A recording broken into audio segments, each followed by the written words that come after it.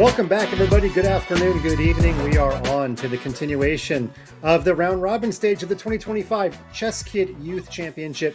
We had 6 great players play this morning, now 6 more this afternoon, mostly from the Americas. But before we get going, let's introduce ourselves. I am FIDE Master Mike Klein, otherwise known as Fun Master Mike to most people in the world. And I'm here joined by the esteemed Grandmaster, Arthur's Nike-Sons, who was with me this morning, and he's come back post-dinner for the next edition. Welcome back, Arthur.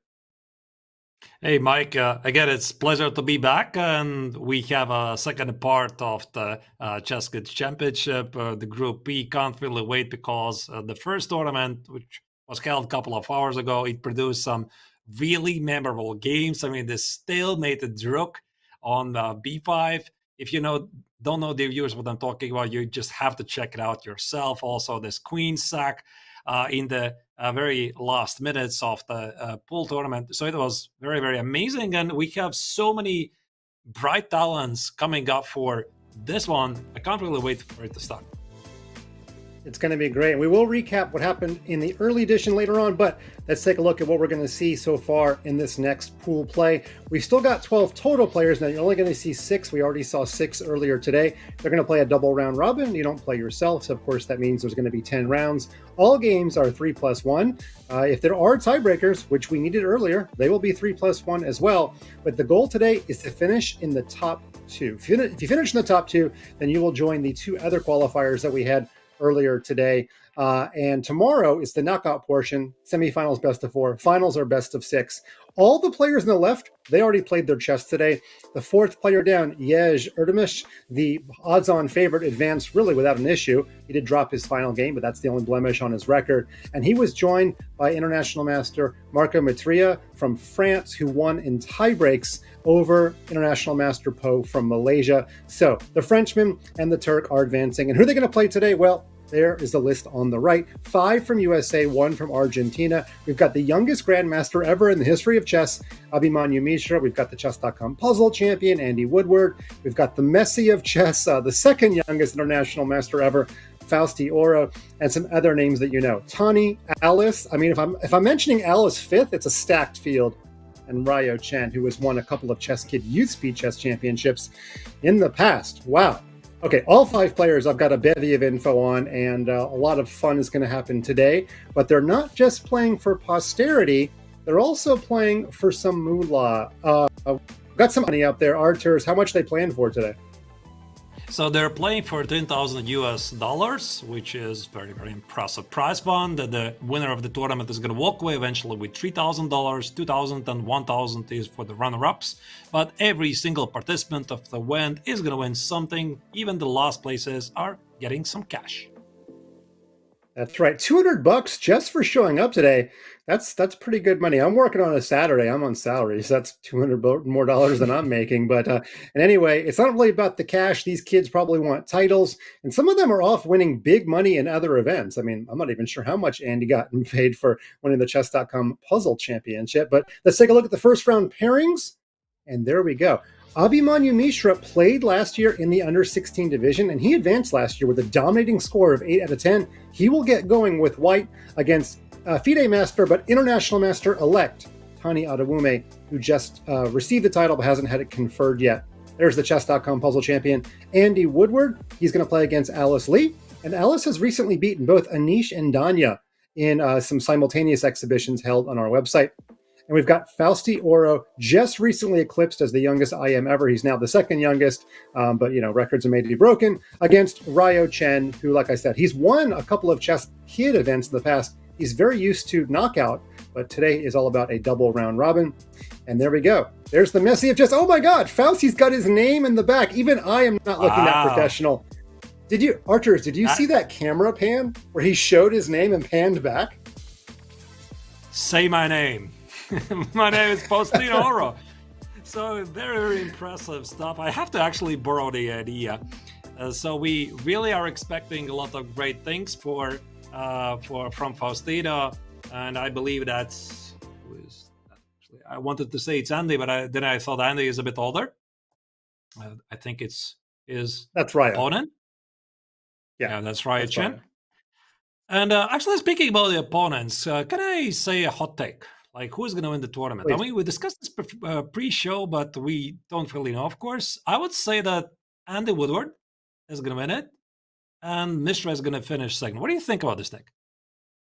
Okay, well, the games are off and running, so I'm going to really quickly say that we've got several kids that are ChessKid ambassadors, and I would like to think that I'm not going to publicly go against them. That is Alice Lee and Tani Adamume. Andy Woodward's done some things on our website too. I love the other kids as well, so I'm unfortunately, as the ChessKid main dude, I got to be a little bit more political. Let's go to the chess, though. We've got the 3 games up and going. And Archers, I'm sorry for demurring on that answer, but what do you see so far in the chess? Right, so we have 3 simultaneous games. So on the left side, Oro against Chen. That looks like some sort of an anti-Moscow, anti-Sicilian. It's really hard to tell by the moves. In the middle board, Mishra against Advumi. It's some sort of a French. White enjoys some space advantage. Wants to anchor the knight on d4 and eventually get some kings at attack. So I like White's chances. On the right corner, we have Woodward against Alice Lee. And this is some sort of a Grunfeld. So again, it's a typical struggle. White gets the center, and Black tries to undermine it. Really tough to say which game has the promise to be the most exciting, but from the easiness to play, maybe I like Mishra's position a bit more because, Mike, actually, I'm quite biased whenever I see some typical positions that even remotely resemble kings in the attack. I just love these positions. Yeah, let's go there because wedge pawn is my game. That e5 pawn divides the board up. And okay, we're a little early, but kind of as you said, Arturs, is Abhimanyu going to basically checkmate Black on the king side, or is Tani going to get something going on the queen side? Now, Tani does have this d5, d4 pawn push, which you don't always necessarily have in these positions, but I like how the 5 pawn bifurcates the board. Oh my goodness, g5. Tani is playing on the side of the board that he's not supposed to be playing on. I didn't even look at this move. What is this move? Help, please. Help. It's a very thematic move, but typically I think it happens after Black has castles the long side. So the big idea is to get to the pawn on e5, hide the king at the queen side, and then maybe potentially lift the rook to g8 and somehow use this open h file and g file to checkmate the king. But the point is, the Black king is still on e8. So I'm not really sure how it changes the position because here maybe I can play stuff like knight e2. I can sacrifice the pawn on b2. If you take on e5, I'm going to take it, open up the position. There's also the move bishop f4. It's quite a risky choice, but maybe for a blitz game, it's the perfect strategy. Yeah, fascinating. I mean, I get your idea, but Black is 3 moves away from castling queenside of that. Knight is getting to d6 really quickly. So, but I love how Tani's just going for it as Black against the #1 seed. The only no, we have 2 grandmasters playing today. Sorry to shortchange you there, Andy Woodward. But Abhimanyu did so well in the round robin stage last year, and Tani is going right after him. By the way, we should also mention that Andy Woodward played last year, and he also advanced to the Sunday knockout. He scored 6 out of 10 last year. So 2 kids that played last year that both advanced are looking to repeat that. Neither of them aged out of the event. Very important. Don't get too old too quickly or else you can't play. This is an under 16 only event. Technically, you can be 16 if you turn 16 this year. So there are some 16-year-olds in the field. Okay, what does Tani do about this idea? Okay, he takes the pawn, opens up his king, but removes the anchor of the knight on d6 if it gets to d6. Yeah, indeed. I think now knight x on e5 is going to follow. So knight x on e5 could be played by Black to go for some kings at attack. I think there could be bishop b5 check, and potentially the king could be walking to d7. No, bishop b5 is played instead, which is a bit surprising move, but I suppose it makes sense. And this enables the threat of knight x on e5 and rook takes on e5. So now Tani has to decide what to do. So I would suspect, is it something like bishop d7 or knight x on f3? No, he plays knight g4. That's a very aggressive move. How about queen d5 here? Can I do that? Oh, wait, there's queen f2 check 51. Pardon me. I missed it.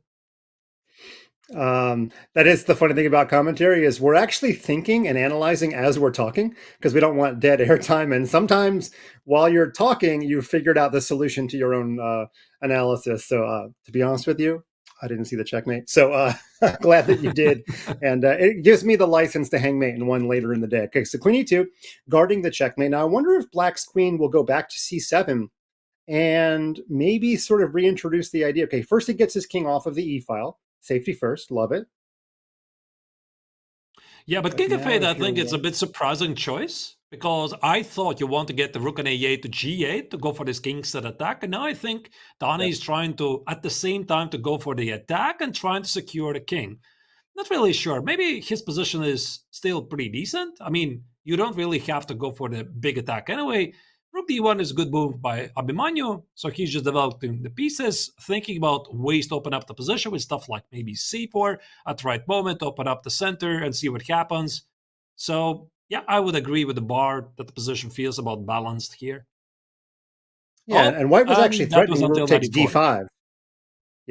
Yeah, which is a big mistake. Let's figure out why. Why is it a mistake? Discover attack on the knight on Must be g4. e5. Must be e5 stuff. e5 defend the knight, knight x on c6, bx on c6. Black has a powerful center. No, there's something tactical here. Knight x on d4. Where's the idea? Bishop takes on d4, bishop takes on f2, rook h1, checkmate. Does it even work? But the bar says, yeah, it does. Wow.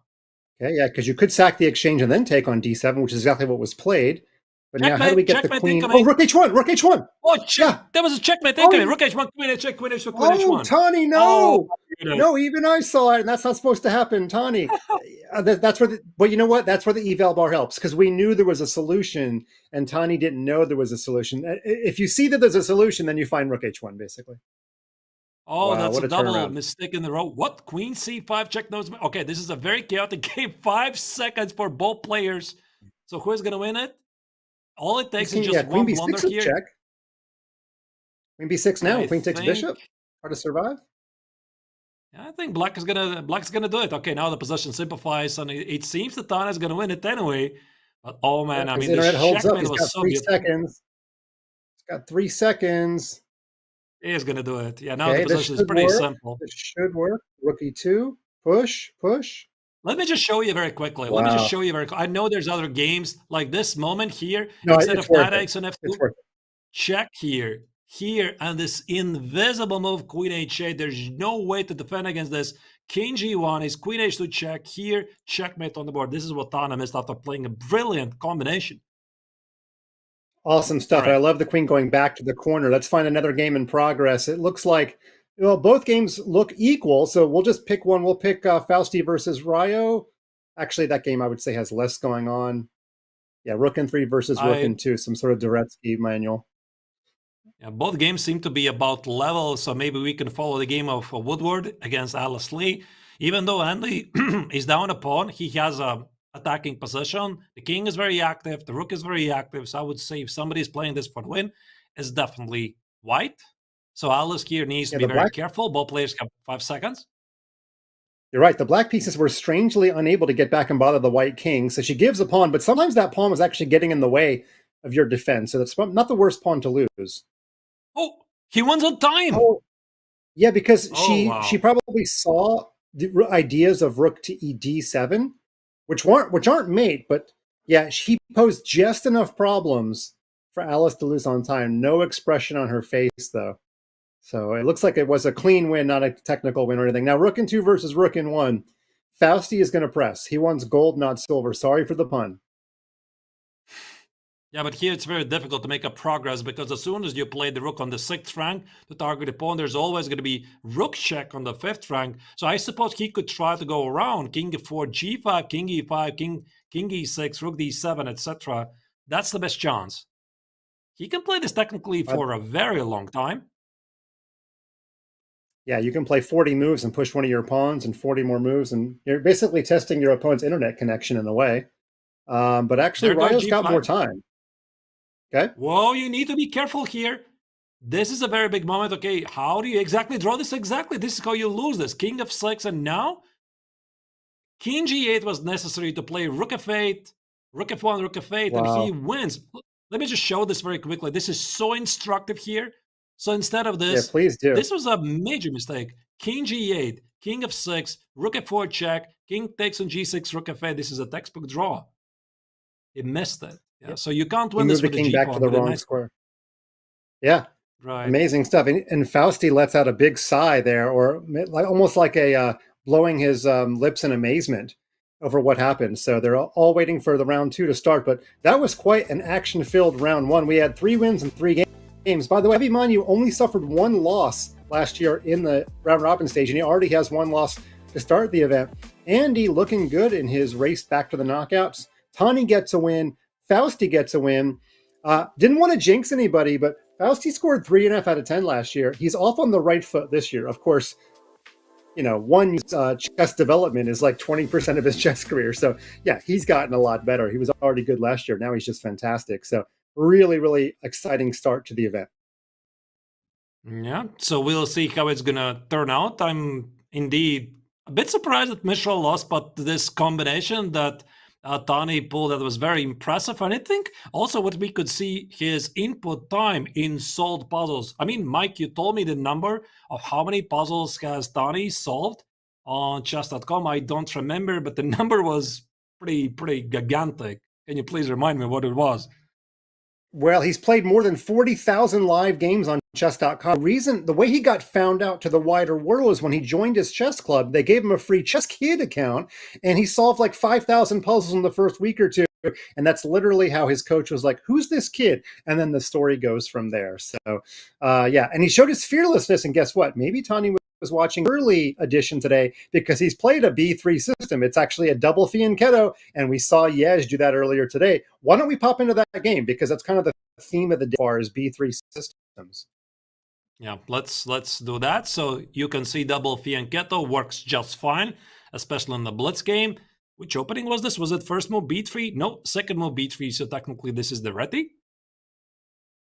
And I do want to say that early in his career, when he was like 8 or 9 years old, so way back, 5 years ago, Tani used to play Owen's defense as black, 1b6. So he actually kind of knows these systems a little bit. Throw that out there.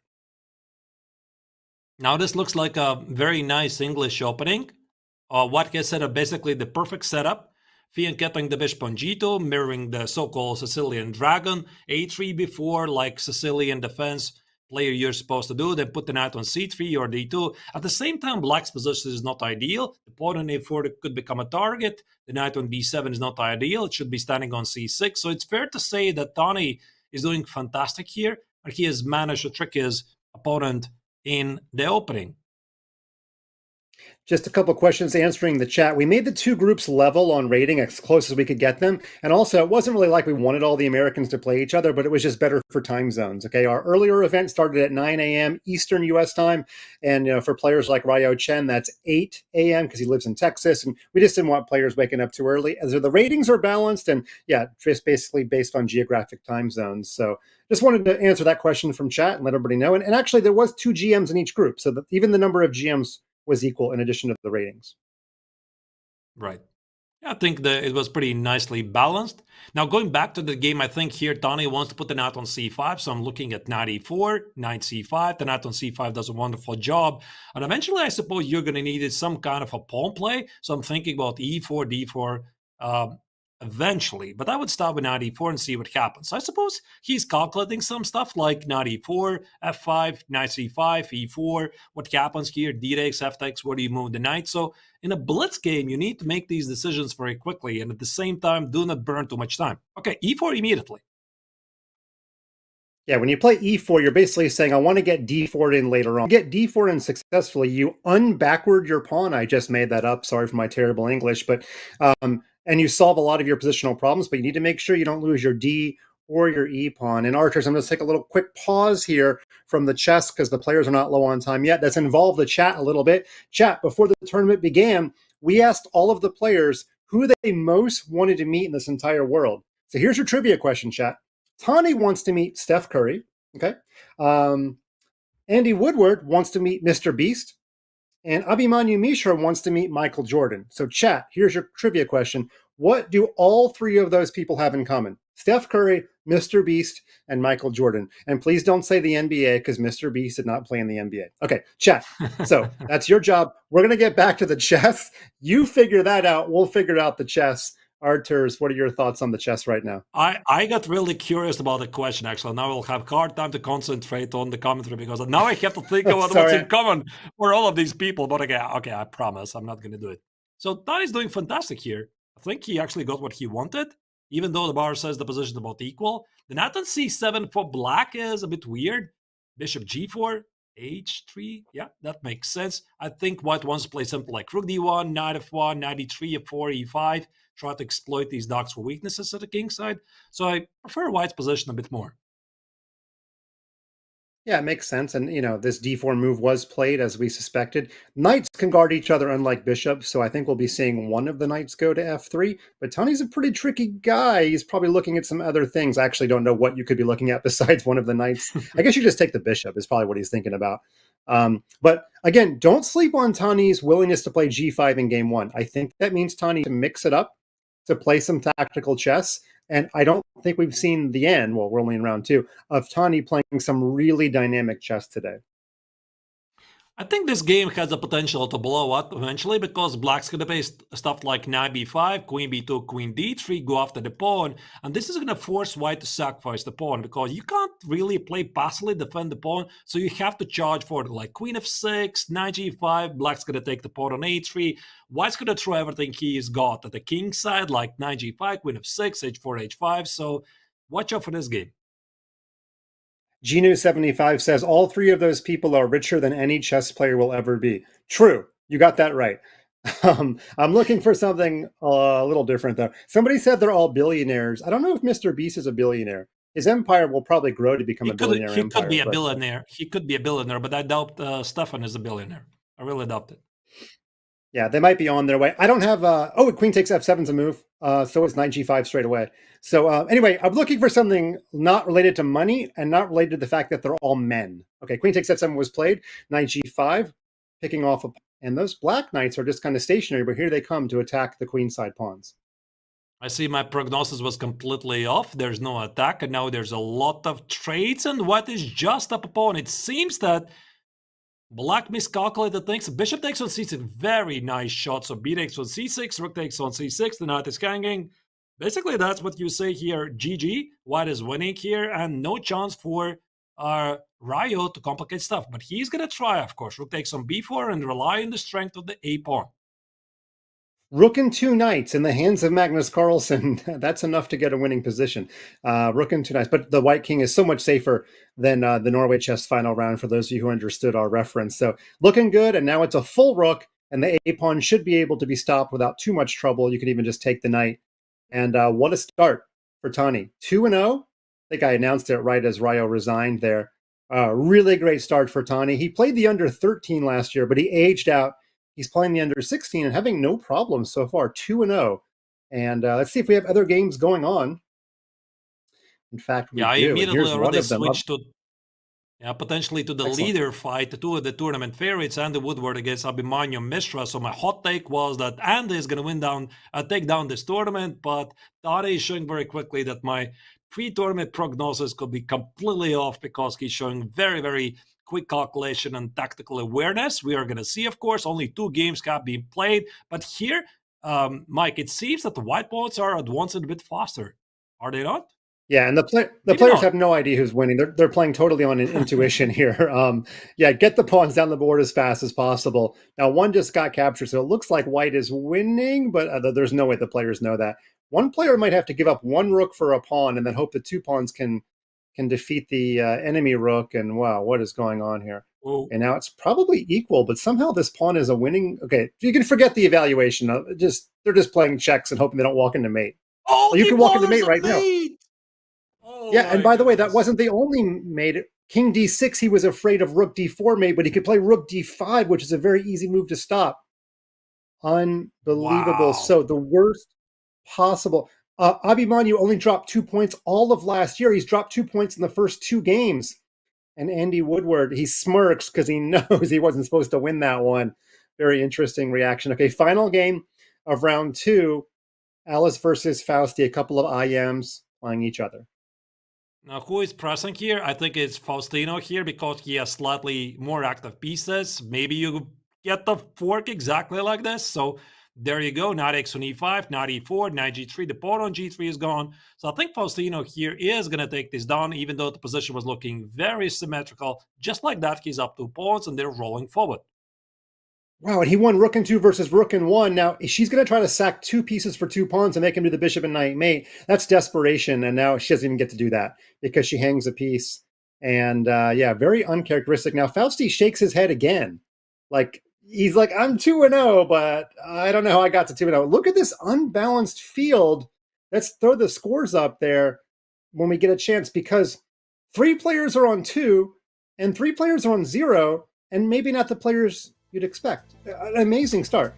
Andy Woodward, 2-0. Tani, 2-0. Fausti, who, by the way, Fausti got 3.5 out of 10 last year. He's 2 out of 2 so far. So the young ones, they're getting good, and they're getting good fast. Mishra, Ellis, very impressive. and Lyle have to get going. Wild stuff. All right, so here's the next round of the pairings. Andy's going to face Tani. I believe this is a fight of two leaders. Faustino faces Mishra, so Mishra desperately needs this first victory here, and he is playing an informed Faustino. Raya Chen is going to take on Leslie, and I think they're looking to score first points. So another exciting round ahead. And let's put the trivia question to bed so we can focus on chess. Steph Curry, Mr. Beast, and Michael Jordan, what do they have in common? They are all from my state. They're all from North Carolina. Steph Curry from Charlotte, son of Del Curry, original Charlotte Hornet. Steph went to Davidson College, which is about 30 minutes north of Charlotte. Mr. Beast is from Greenville, North Carolina. And Michael Jordan is from Wilmington, North Carolina. So there you go. Other favorites. Ryo's favorite person he wants to meet, Elon Musk, no comment. Fausti would like to meet Messi, almost contraction required to say that. And Alice wants to meet Magnus. She's the only one who picked a chess player. She saw Magnus at the Olympiad, but didn't get a chance to talk with him. That's one meeting that we can broker. We can make that happen, Alice. Mr. Beast, I have no connections with. Okay, round 3. Here we go. Mr. Beast, if you're in the chat, say hi. Arturs, you're not in the chat. You're doing the chess for us. What do you see? What do you want to go? I'm looking at the opening. So the game between two leaders, Woodward against Tani Adavumi, there was a London. It looks pretty peaceful, but don't be fooled. It can explode very quickly. The middle board, Ryo Chen against Alice Lee. I can't determine what kind of opening is it. All I can see is that the White King already has casted the long side, and normally when you cast the opposite side where your opponent tries to hide his king, this means a lot of action, so we definitely might see a decisive game right there. Aura against Mishra, that's the top left corner. I think it was some sort of Cospet structure, very modern stuff. B5, very aggressive. I think typically black is supposed to play at a king side, but this is against some new concept, playing B5, A5, A4, anchor the knight on C4. This could be a very interesting positional struggle as well.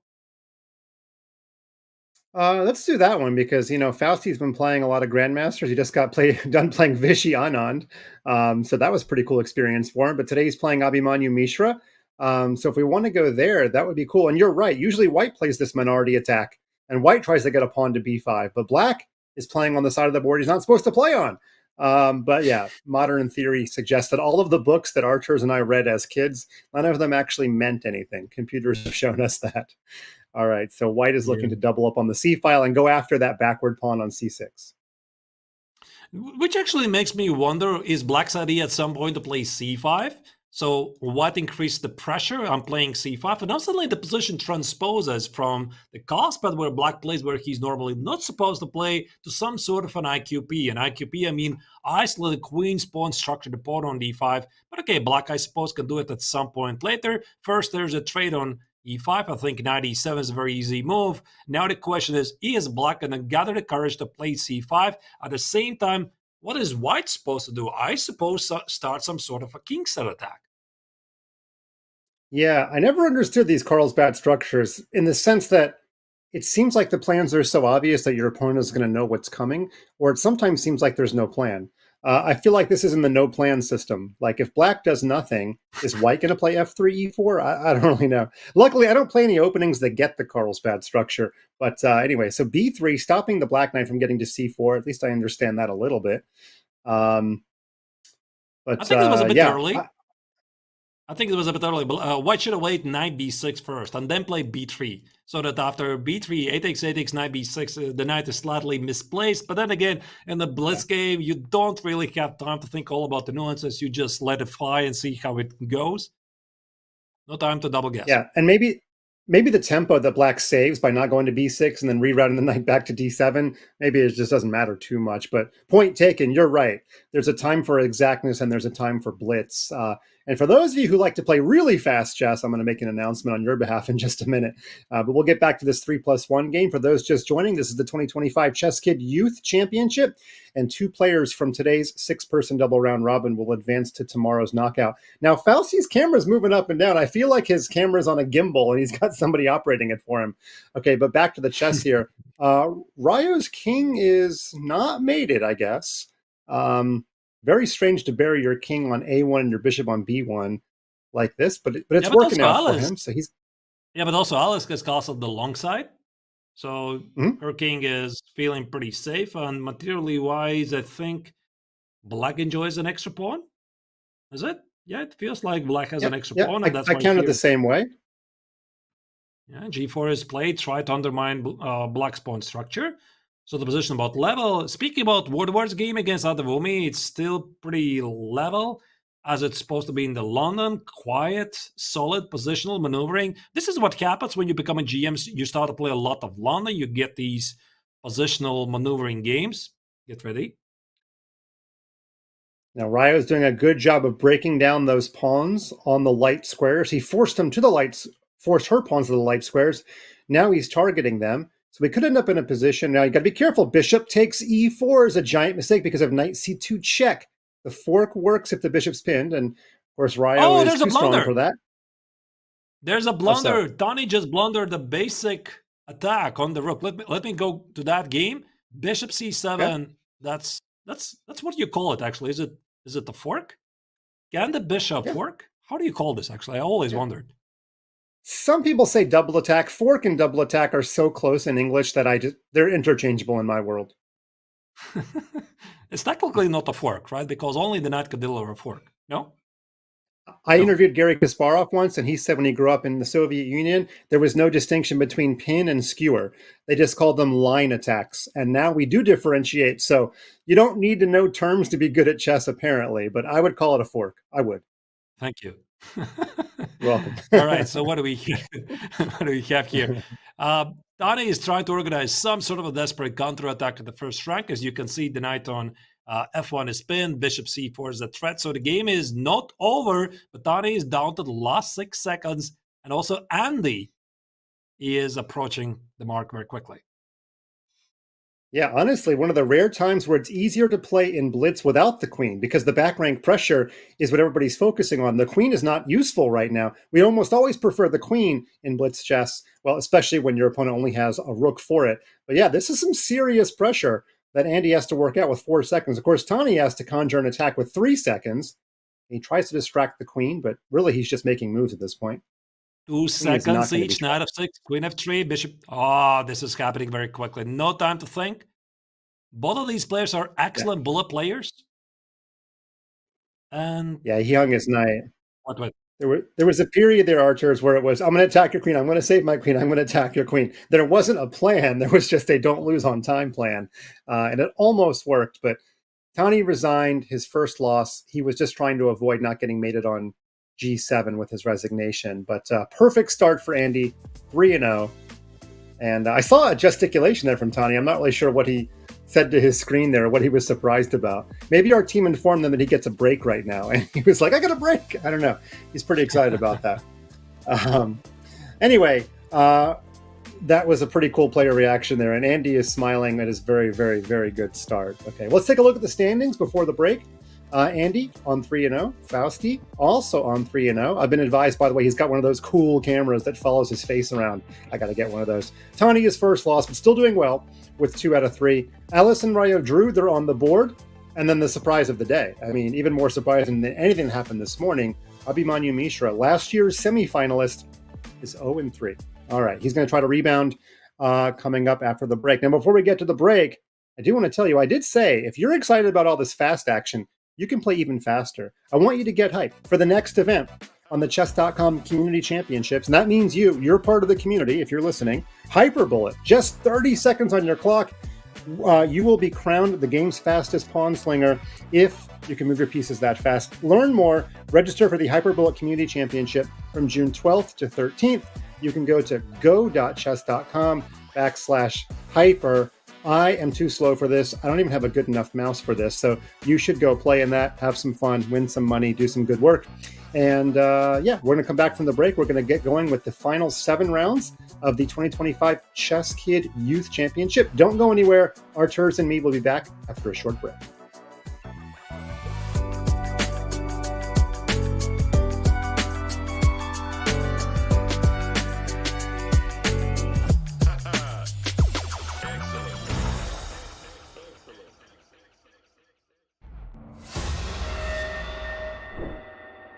We're here for another world premiere. This one, fencing chess with one chief chess officer to another.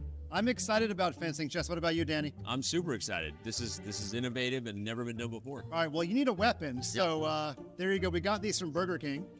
And, well, let's get going. Are you ready? As soon as we start, okay, go. I think we touch swords. Okay, here we go. All right, we are rolling. All right, it's working. You can't. Okay, it has to be working. Square. Nailed it. That was the Nailed rule. it. That was the rule. Do they fence in Sicily? Yeah. Here we go. There we go. All right, this is a winning move if I can make it. I don't know that this is as exciting as we thought it was. I use the two-hand technique. They don't teach you about that on YouTube. Yeah. You know what? This is not going to work. Not gonna work. We got to come up with something else. I agree. Oh, well, wait a minute. We just happen to have some partners in crime with USA Fencing joining us. So if one of them scores a point or a touch, then the corresponding partner gets to make a move. Capturing the king wins the game. That's it. That's all. I will let you start not the joust, the battle. The bout. It's a bout. Come on, Mike. All right, Andy, you got All right. Let's go, Anna. Go, Anna. Go, Anna. Come on. Yes, aggressive.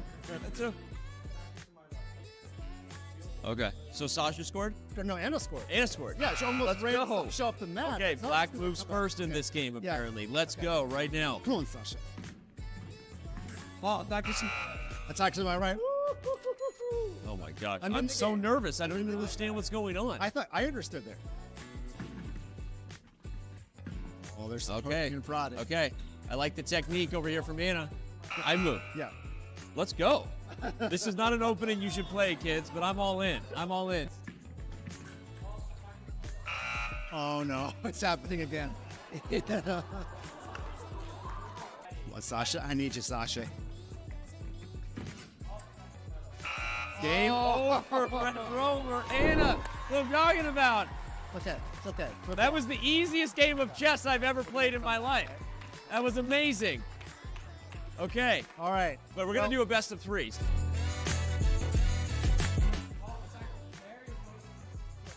You don't get to hit me with the sword.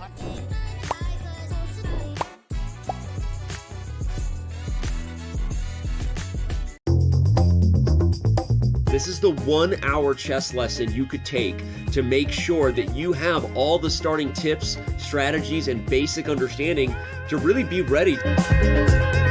By owning the D file, White can do anything that he or she wants. If you don't understand what to do here, you might move the queen to safety on c6 and immediately lose the first lady to bishop to b5. King on the 6th, pawn on the 5th is a winning king and pawn ending where no matter what black does, we are going to be able to bring a new queen to the board.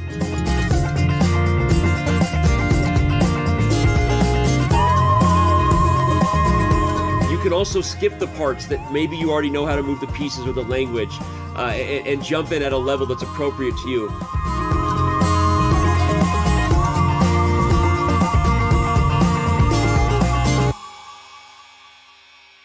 The fastest, easiest way to improve your chess is now the most fun way to improve your chess. Chess.com's brand new puzzles now have loads of exciting features to make solving a joy. Earn points and race your friends across puzzle tiers from wood to bronze, all the way to legend. Rack up bonuses for streaks, for speed, for accuracy, for daily solving, difficulty, and more. And now, you can get feedback from Coach while solving puzzles. Coach lets you know what each puzzle's goal is and why a move doesn't actually work.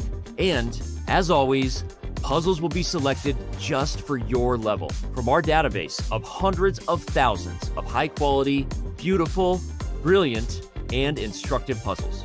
So what are you waiting for? Try puzzles today on web, Android, or iOS, and have a blast leveling up your chess.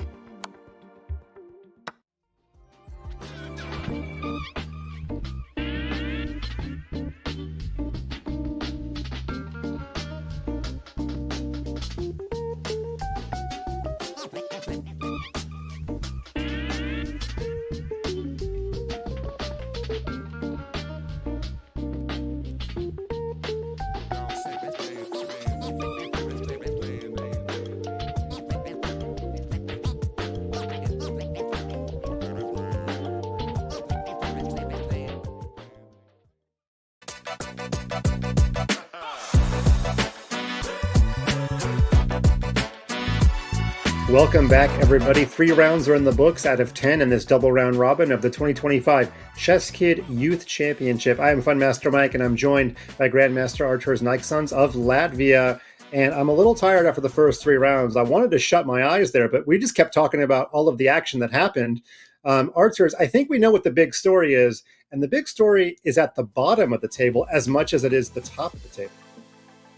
Yeah, my hot take, it seems, was 50% correct, right? I said that the 2 players who are going to make it to the finals tomorrow, it's Andy Woodward and Abhimanyu Mishra. And these are also, not surprisingly, some of the highest rated players on Chess.com and also their FIDE ratings. But Mishra is having a nightmare start of the tournament because he has 0 out of 3. And even though also Andy has been a bit lucky at some of the critical moments, he has 3 points more. So if Mishra wants to do something, he wants to change, he has to do it right now. And here you can see these are the pairings for the next round. Faustino plays against Tani. Potentially 2 of the leaders are fighting against each other. Raya Chen is going to take on Andy Woodward, one of the leaders. And Alice Lee is going to fight out with Abhimanyu Mishra. That's right. That board on the left is 5 out of 6 so far. Fausti has won 2 drawn endings. He was on the better side, I suppose, of both, but they were objectively drawn. That's how he got to 3 out of 3. Tani's had some great tactics, and here we go again.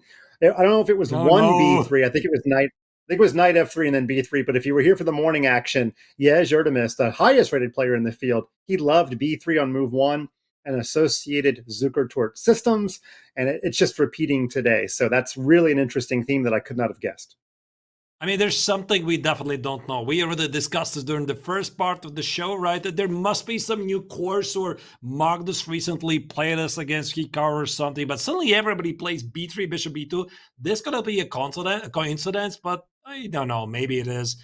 Maybe it just gives White a very simple game. Now that we talk about it, I think Faustino is going to play C4, Knight C3, and try to get some sort of a, what do you call it, Marozzi bot, except the pawn is not on E4, but it's on E3. Exactly. I don't know if anybody from my Chessable team is working in Spain on a Saturday, but I would love to know if there was any course in Chessable on 1B3, because if there's not, there's a market. Okay, I'm just going to say, I'm not the one to write that course. Okay. All right. So here we go with Fausti. I've been loving Fausti's expressions as well. He actually understands sportsmen. Just like anybody in any sport. Let's say you make a 3-pointer, but it rattles around a bunch and then falls in, and you got a little bit lucky. He's been making the same sort of expressions after winning these drawn end games. So he's just a joy to watch. And he actually got his start, or not his start, but we discovered him. He started streaming on ChessKid during the pandemic in Spanish on his own without our help. He was like this 6-7-year-old kid streaming in Spanish on the ChessKid website, playing people. And we loved him so much, we contacted him. And it's just awesome to see his animation when he plays the game.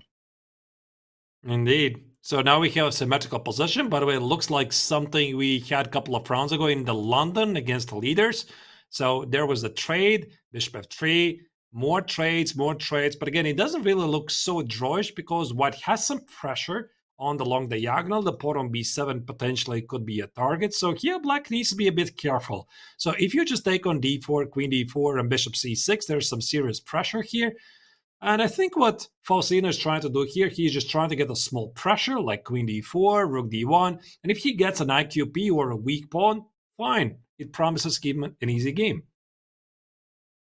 Yeah, and I'm imagining here, okay, I thought he was going to move his king, and after rook d1, he was going to offer a trade, but it was the black queen that was going to be harassed, not the white queen. So white would have kept the queens on the board, and Tani, maybe sensing that his queen was going to be the one harassed by rooks, he says, okay, I have to accept some sort of small disadvantage. I'd rather get the queens off the board and suffer a little bit of a disadvantage in my pawn structure. You have to make these decisions sometimes in chess. What's the least of the evils? And honestly, if he trades an a pawn for anything, then his pawn structure is not worse. So he's going to try to get a4 in, but knight b6 is the problem, as Archer's pointed out. So got to solve that problem first. Yeah, indeed. So white gets some amount of pressure, even though the bar says there's no pressure. So I would say that Faustino got exactly what he wanted, but it probably is not going to be enough. Can we go back to the bird's eye view and see and if you're not missing any other action, because this looks pretty peaceful game, and probably Tani is going to manage to equalize. So I'm looking at the bird's eye view. Is there something that catches your eye immediately, Mike? Well, I mean, we've looked at, I think, at every Abhimanyu Mishra game, it feels like. So just for the sake of balance, let's have Ryo and Andy take center stage.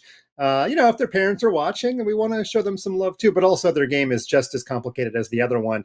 Ryo, as I said, he's won 2 ChessKid Youth Speed Chess Championships back in the day, back when this event was called something different.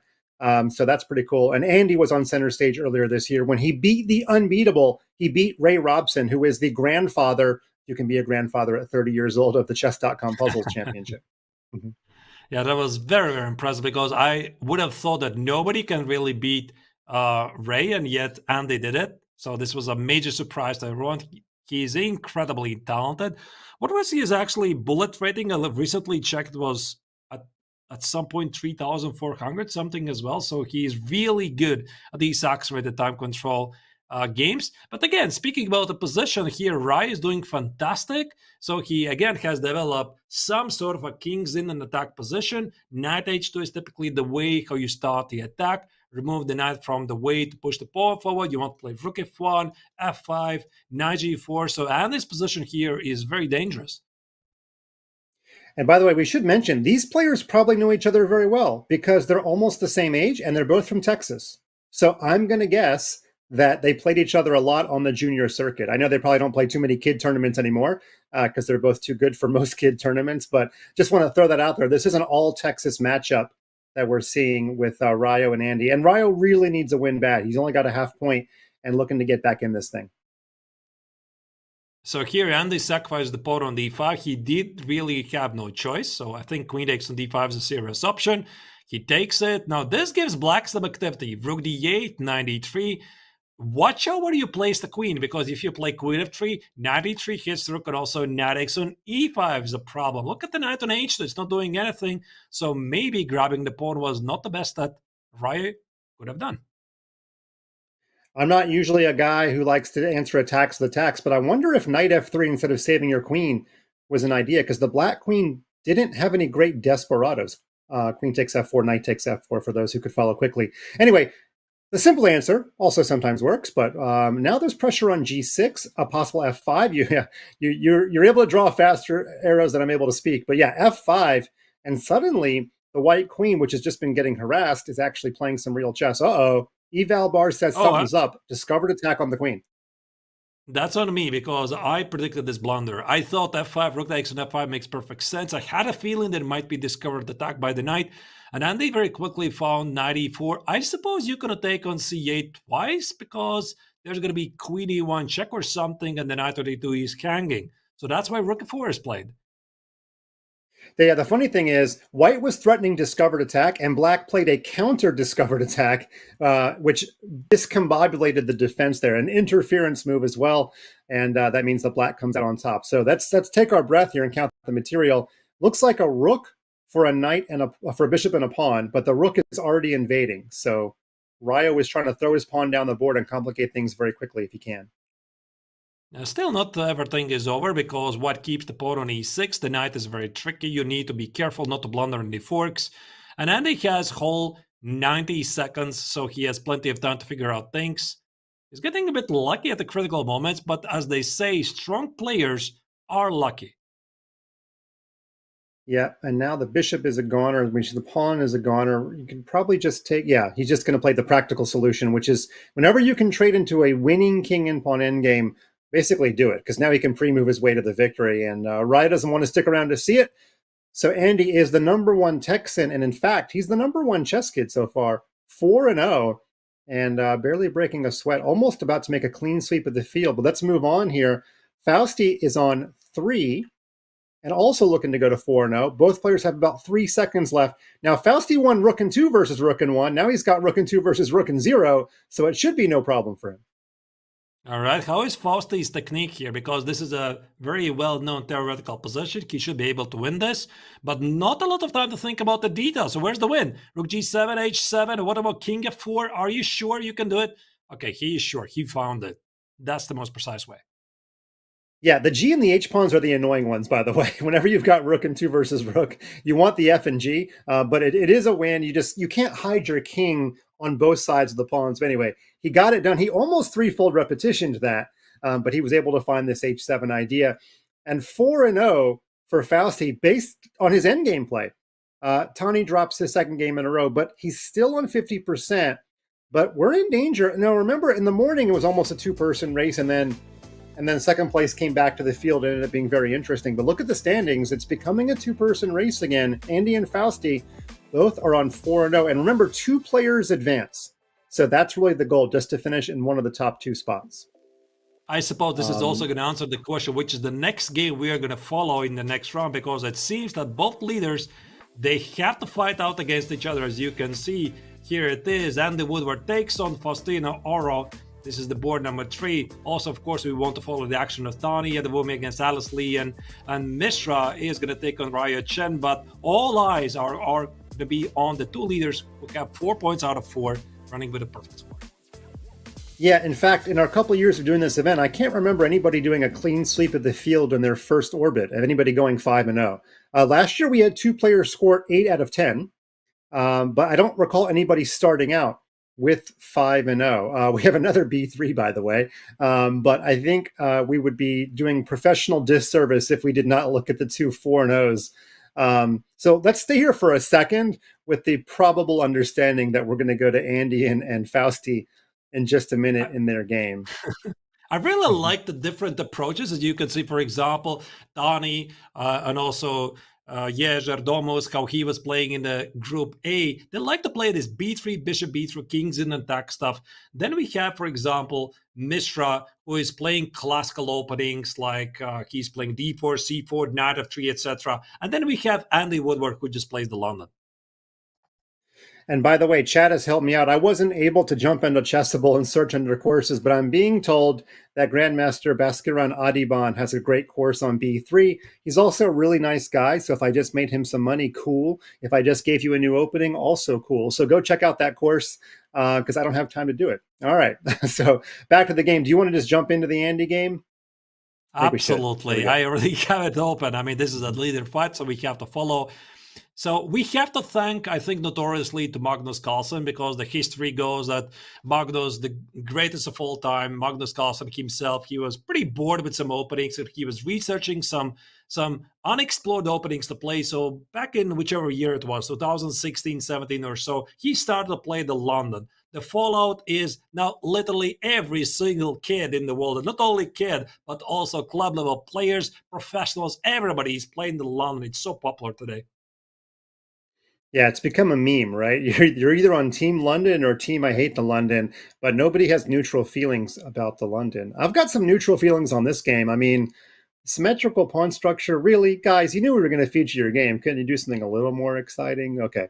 Anyway, there might be some minor piece differentiation here. We could have knights trading for bishops. And somebody in the chat, let me shout out your name.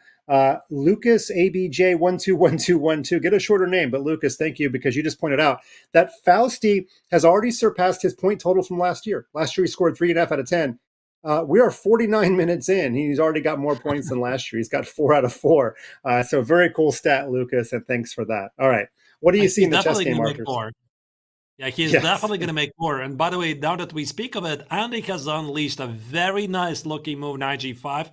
I'm surprised this is not marked as a double exclam move. After bishop takes on g5, there's definitely queen h5, but I'm even thinking there could be some ideas like bishop h7, queen h5, bishop g7. There's definitely a lot of stuff that here Faustino has to calculate, and he has to do it very quickly. Okay, remind me, is the double bishop sacrifice the famous one? Is that Lasker? I always forget. The famous one. Right. I think it is, but I also think it doesn't work here. So that's why the players played what they played. Bishop g3 keeps the bishop alive. White wants to play moves like maybe knight f3, maybe queen g4, h4. I think it's all about the same idea. You want to have an easy initiative at the king set. If it doesn't work, then it doesn't work, but at least gives you the easier game. Yeah, and white has sacrificed nothing to get this. White gets to attack, and black just is sitting by and watching. So this is another one of those throughout the eval bar. It says that white's better by half pawn, but white gets to play real fun chess and just sort of, crouching in a cave. So practical perspective, it just looks so much easier for Andy to play such a position. Fausti, though, he does create complications when he senses the position is not going his way. He understands that there's no glory in getting crushed. I just don't know what he could come up with here that would complicate the game. Yeah, maybe there's no time to do that just yet. So perhaps he's just willing to play bishop b5, kill the bishop on d3, which is one of the most instrumental pieces for white to go for a king set attack. Okay, knight f3, bishop f6, knight e5. It seems that Andy has figured out what to do. I think the big idea is to play knight g4. That's the big attack. Not only the bishop on d7, but knight g4, because the bishop on f6 has seemingly nowhere to go. And if you get the bishop, you get the pawn on h6, hence the trade on e5. Yeah, and black had to see that coming. Otherwise, it's one of those things you're like, oh, I don't want to trade bishop for knight. But then once you see the knight to g4, you're going to lose your bishop anyway. Very smart to go ahead and do it. And I like this decision. When the knight was on f3, I was thinking about playing h4, knight g5, but I don't think that actually threatened anything. So white now does have the bishop pair, constant sacrificial ideas on the hook pawn on h6. And the black knight needs to not move because it's the only piece guarding the light squares at the moment. I think here Andy needs to retreat, because there's no king set attack anymore. Okay, he is going to give it a try. Queen g4 attacks the pawn on e6, so king f7. Knight f5 also is a move, by the way. Yeah, by the way, why not knight f5? So I would say that here Faustino has excellent chances to take over the game, because it's become pretty apparent that the king set assault for white is going nowhere. There's no pawn play, so you can't really cook out very quickly h4, g4, and g5. So I think here at some point Andy is going to have to fall back. Yeah, I think Andy was playing for tricks because, as you said, if he had seen that there was a defense to the queen g4 double attack, he would have just brought his queen back to e2 and guard those light squares. But, it did gain about 15 seconds on the clock while Fausti figured out how to deal with it. So the move was worth 15 seconds. And here he goes in the light squares again, h5, queen g6. It doesn't actually do much. It's just an idea. You got to play something. Yeah, so queen d7 is a very nice accurate move by Oro here. He wants to play rook c1, rook c1, rook c8. There goes the queen back, of course. Now finally Woodward realized there's no kings that attack h4 was just to give a space for the king. So I would expect that this game is probably heading to a draw. And also I think that both players shouldn't really mind it, because they are the leaders. They're doing great. You don't need to win the tournament. All you have to do is finish in the top 2 places, so definitely none of them want to lose this game. Well, the king could have gone back to g1, which is a tacit draw offer, because then queen c1 could have happened again. So if it means anything, the fact that the king went to h3 and not g1, maybe Andy's saying that, hey, I'm a faster player. There's a little bit of evolve too, Andy made GM. Fausti's probably going to be a GM before the month ends at the rate he's going. So maybe the players just want to assert their ego and their dominance. But both players are very lovely young gentlemen in real life. Let's take a look at all 3 games here in the bird's eye and see what's going on as we look at that queen ending. And Alice Lee, 2-time America's Cup champion. I believe that's her first win. She takes down Tani. Tani, unfortunately, after with 2 wins, he's now got 3 straight losses, but Alice has gotten back in this thing. And in the rook and pawn end game, Mishra searching for, I can't remember if he lost last round or if he won. So somebody's got to check on that for me. But Okay, he did win. He's trying to make it 2 in a row and get back in this thing as well. But it's an equal Who's even endgame played if this black for the plays win? correct. Yeah, I think you're right. And given the tournament Oh, there's a situation, I think he's there's a major development also in the game of Andy Woodward against Faustino. Black just blundered the pawn. There goes the second pawn. When you play in the last seconds here, it seems that it's not going to be a draw, a GM draw between the two leaders because Woodward seems to be going to a perfect square, queen f6. Another pawn is gone and he just wins. wow. And all of that good endgame luck finally ran out for Fausti. Now he's going to be disappointed with the loss, but remember, he's also gotten a couple of wins from drawn positions. So on the whole, I hope he's still, buoyant about his first half of play, but couldn't get any better for Andy. A perfect 5 out of 5 to start the event. Awesome stuff. Now we've got a theoretical draw here. I do know this one. White is waiting for black to play d3. Then the rook will go all the way back to a8 and check the king from behind. And just as I was able to say that, we see that the players agreed to a draw. Wow, what a first half. We're not going to break. Don't go anywhere. But let's take a look at the scores of the first half of play after 5 games.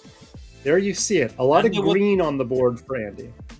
Go ahead, Archers. Yeah, Andy is winning every single game so far. I would have thought that this previous game against Faustino is going to finish in a draw. No, he managed to take it down anyway, so this gives him a commanding lead over Faustino, and everyone is, because Faustino is trailing by 1 point. But look at that. I mean, who is actually the next? I believe it was Tani who got 2 points out of 5, so it's a 3-point lead. Make it to the final. Yeah, Tani's going to have to turn it around. And, the disappointing thing for Tani is that he started out so well. And if he had just scored a couple of draws or wins in the recent rounds, he'd be right there in the conversation. It's kind of weird to lose 3 in a row and still be in the top half of the field. But that is the dominance that we've seen Andy and Fausti show. So here we go in round 6 with a bunch of games. So we have another double fianchetto. Tani did this one of his earlier iterations as white. And we've also got Catalan, which turned out to be a Catalan. Yeah, it's Queen Gambit declined, and now it's a Catalan.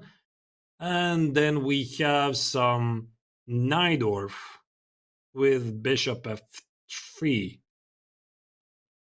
Tani really likes these b3 setups, doesn't he? So he plays it regularly.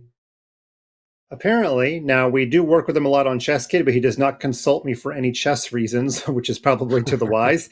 He's got some great coaches. And we should say that Tani's about to have a big moment in his chess career. Next month, he's going to travel overseas for the first time and compete overseas. He's going to the Biel Chess Festival. And when I interviewed him about it, I said, what are you looking forward to in Switzerland the most besides the chess? And he said Toblerone chocolate bars. Even though you can buy them in the US, he wants to go to the mountain that the Toblerone candy is made out of. And so it's cool. Remember, first time in Europe, everything is going to be cool and new for him. Fondue, chocolate, everything that the Swiss are good at. Overcharging for basic food, the Swiss special. Just don't come home with a $10,000 watch, Tani. Biel, yeah. Because I'll be there as well. I'll be doing the commentary. Did you say I'll Biel there? Were you trying to do a pun there? I could also say that I'll Biel there. Sounds nice. Okay. Well, I want you and Tani to split a Toblerone and take a picture of it, put it on social media, and we'll celebrate it. But we'll do. Okay. So he's down a minute. Why is he down a minute? Help us. What problems has he been facing that have cost him a minute on the clock?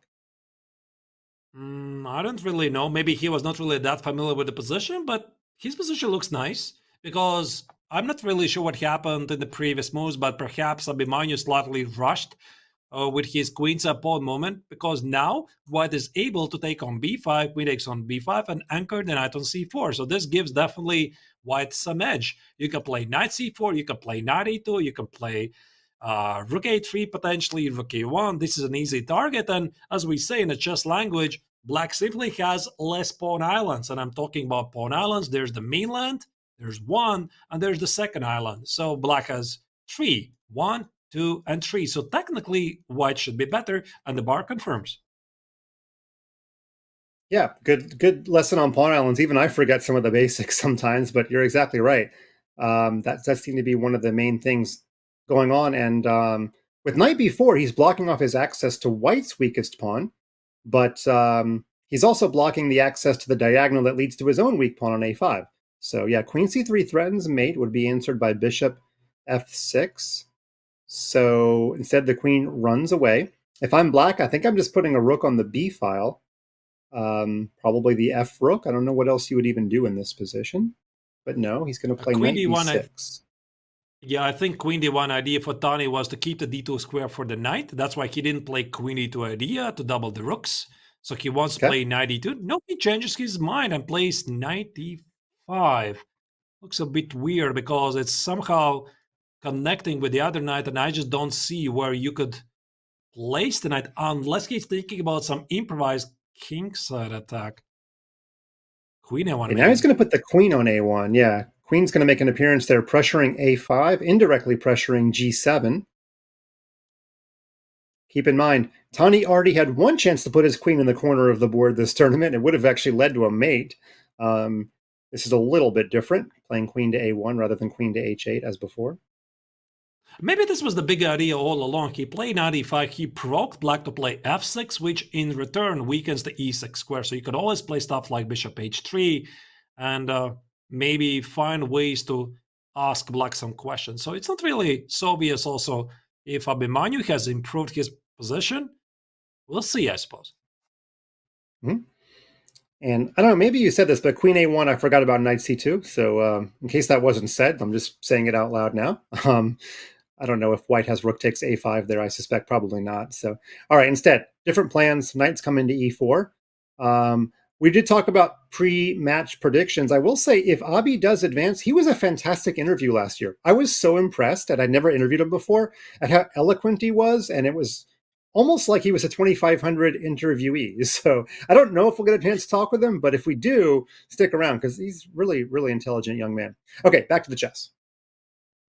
Yeah, knight e4, knight c3. What here white is trying to do, white is trying to open up the last square bishop on g2. This is why Abhimanyu says no. If you want to take on d5, it's going to cost you your great outpost for the knight on c4. That's why these players don't take it. And I think it's also a great lesson for every chess fan, because when you get an opportunity to trade a piece, you shouldn't just do it outright, because after every single trade, somebody benefits. And just as we saw, nobody wants to trade pieces because it just doesn't suit them really. And generally the rule is, and I've heard several grandmasters say this, the weaker the player, the more likely they are to make every trade possible. Basically, trades are more likely to happen rather than tension being left on the board, because tension feels uncomfortable. So the stronger you are, the more comfortable you get with tension. It's a good lesson to learn. All right, so the knights are dancing around. Nobody's trading anything. You can make a whole video about tension on this game. But everybody's targeting pawns. Now, you got to take that knight, I think. I think that knight's too strong. But maybe that's just my ungrandmaster opinion. Guess not. Look at that. Nobody's trading anything. Ooh, what just happening here? I mean, the knight is hanging. C takes on b4, so you could take on c6 because the rook is under attack. Rook a6, that's a pawn sack, I suppose. Bishop takes on c6, rook takes on a5. I think this was intentional. I could be wrong. But now black could organize some sort of a kingside attack. Yeah, I agree. Black saying, I'm tired of defending my pawn. What's the best minor piece to get for it? The light squared bishop. Because if black's bishop on h7 ever wakes up and gets to the other long diagonal of the board, that white king is not going to feel safe. But it's going to take a couple of moves to get there. And ideally, he wants his queen in front of the bishop. Only 6 seconds left. The reason that they're still in such a complicated position is because nobody's been trading pieces. It's about the most complicated position you're ever going to see with 5 seconds on your clock. I think here Tani wants to play bishop c1, bishop e3. No, knight e3. He just blundered the pawn on b3. Even rook c2 is more. That was a very strange turn of events, but I suppose Tani is low on time. Only 5 seconds. Bishop takes on b3. Abhimanyu confidently is taking over the game, and this is his chance. Try to catch up with the leader. It's either now or never for Abhimanyu. Basically the same also for Tani, of course. Yeah, now both players have less than 10 seconds left. The bishop does get to the desired diagonal. We mentioned this earlier today. Opposite colored bishop middle games favor the attacker. But now that pawn's going downtown. Queen h3 is a problem. The pawn promoting is a problem. 2 queens are better than 1. I learned that in a Dvoretsky manual. And there we go. Abhimanyu Mishra is getting himself back in this event. And Tani, yeah, I feel bad for him. I've been inside that apartment before. I could only imagine how somber it feels right now. He started with 2 wins and he has 4 losses in a row. and Fausti gets back to his winning ways. We didn't exactly see it happen, but he recovers from his lone loss, and we are headed to a break, so he's going to run out and get Messi on the phone for inspiration. He doesn't actually need it. He's firmly in second place. All right, well, there we go. 6-0. Andy Woodward hasn't punched his ticket yet, but he's really, really close. Mathematically, he could do it in the next round. Fausti is looking great on 5 out of 6. Abhimanyu Mishra, I don't know if he wins his final 4 games, if he can still make it in. He needs some help, but there's a chance. Tani's sitting there on 2. Alice Lee does have 1.5. Raya with a couple of draws has 1. So when we come back from the break, we're going to see if Abhimanyu Mishra can go on a run, or if Tani can go on a run and try to fight against Fausti for that second qualification spot. So don't go anywhere. Rounds 7 through 10 are coming up after this break.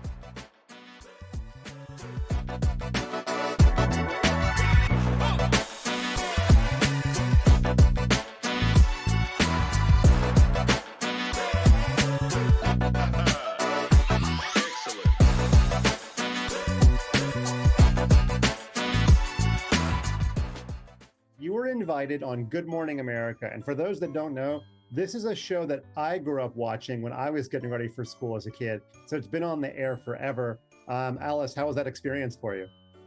Oh yeah, it was definitely like a really good experience for me to like just be on such a big, I guess, like television program. And it was really great to see like how scenes are run. I got to go backstage, and it was just really cool connecting with so many like different people and news reporters from all around the world.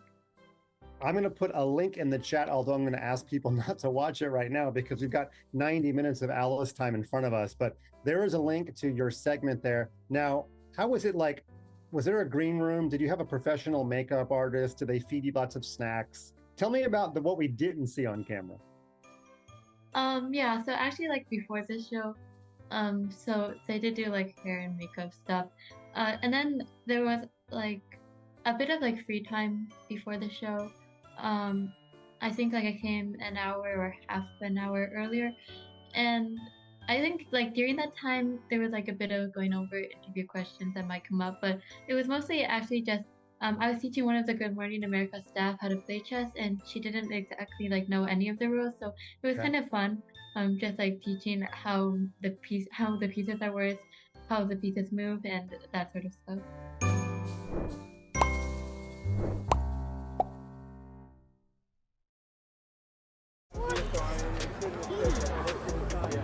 Look at that ChessKid subtle branding sticker on the table.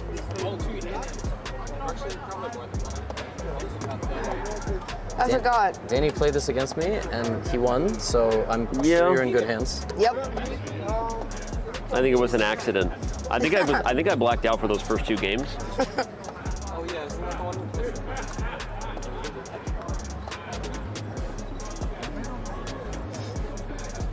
Levy's prep. I don't know, are we in my prep? Yes, you're prep. If we're in my prep, I'm really scared because He's moving with such confidence. He doesn't seem concerned whatsoever. It's like really it's extremely concerning. I don't understand. This is secret prep. Your prep? My prep? Actually, I think this is actually prep. Or maybe I just figured it out. Or maybe it's a bluff. This is not my prep, actually, but like. So I have an option to take that pawn. I want to. Wait, Tani, is this legit prep? I have a suggestion, Tani. Why don't you take none of my pawns? I just take none of them? Just don't take any of my pawns. Okay, I won't take any of your pawns. Okay. Deal's a deal. First them to be taken. Wow, this is actually crazy. What, this position? No, actually, yes. Yeah, it is. Like, actually. Okay. I mean, this prep is paying off. Wait a second. Wait a minute. So yeah, this was what I was fearing when I actually. You guys are playing this a little too focused here for me. Are we supposed to be like more goofy?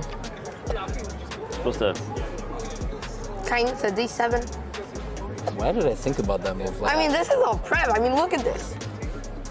I watched a video of you today before I was coming here.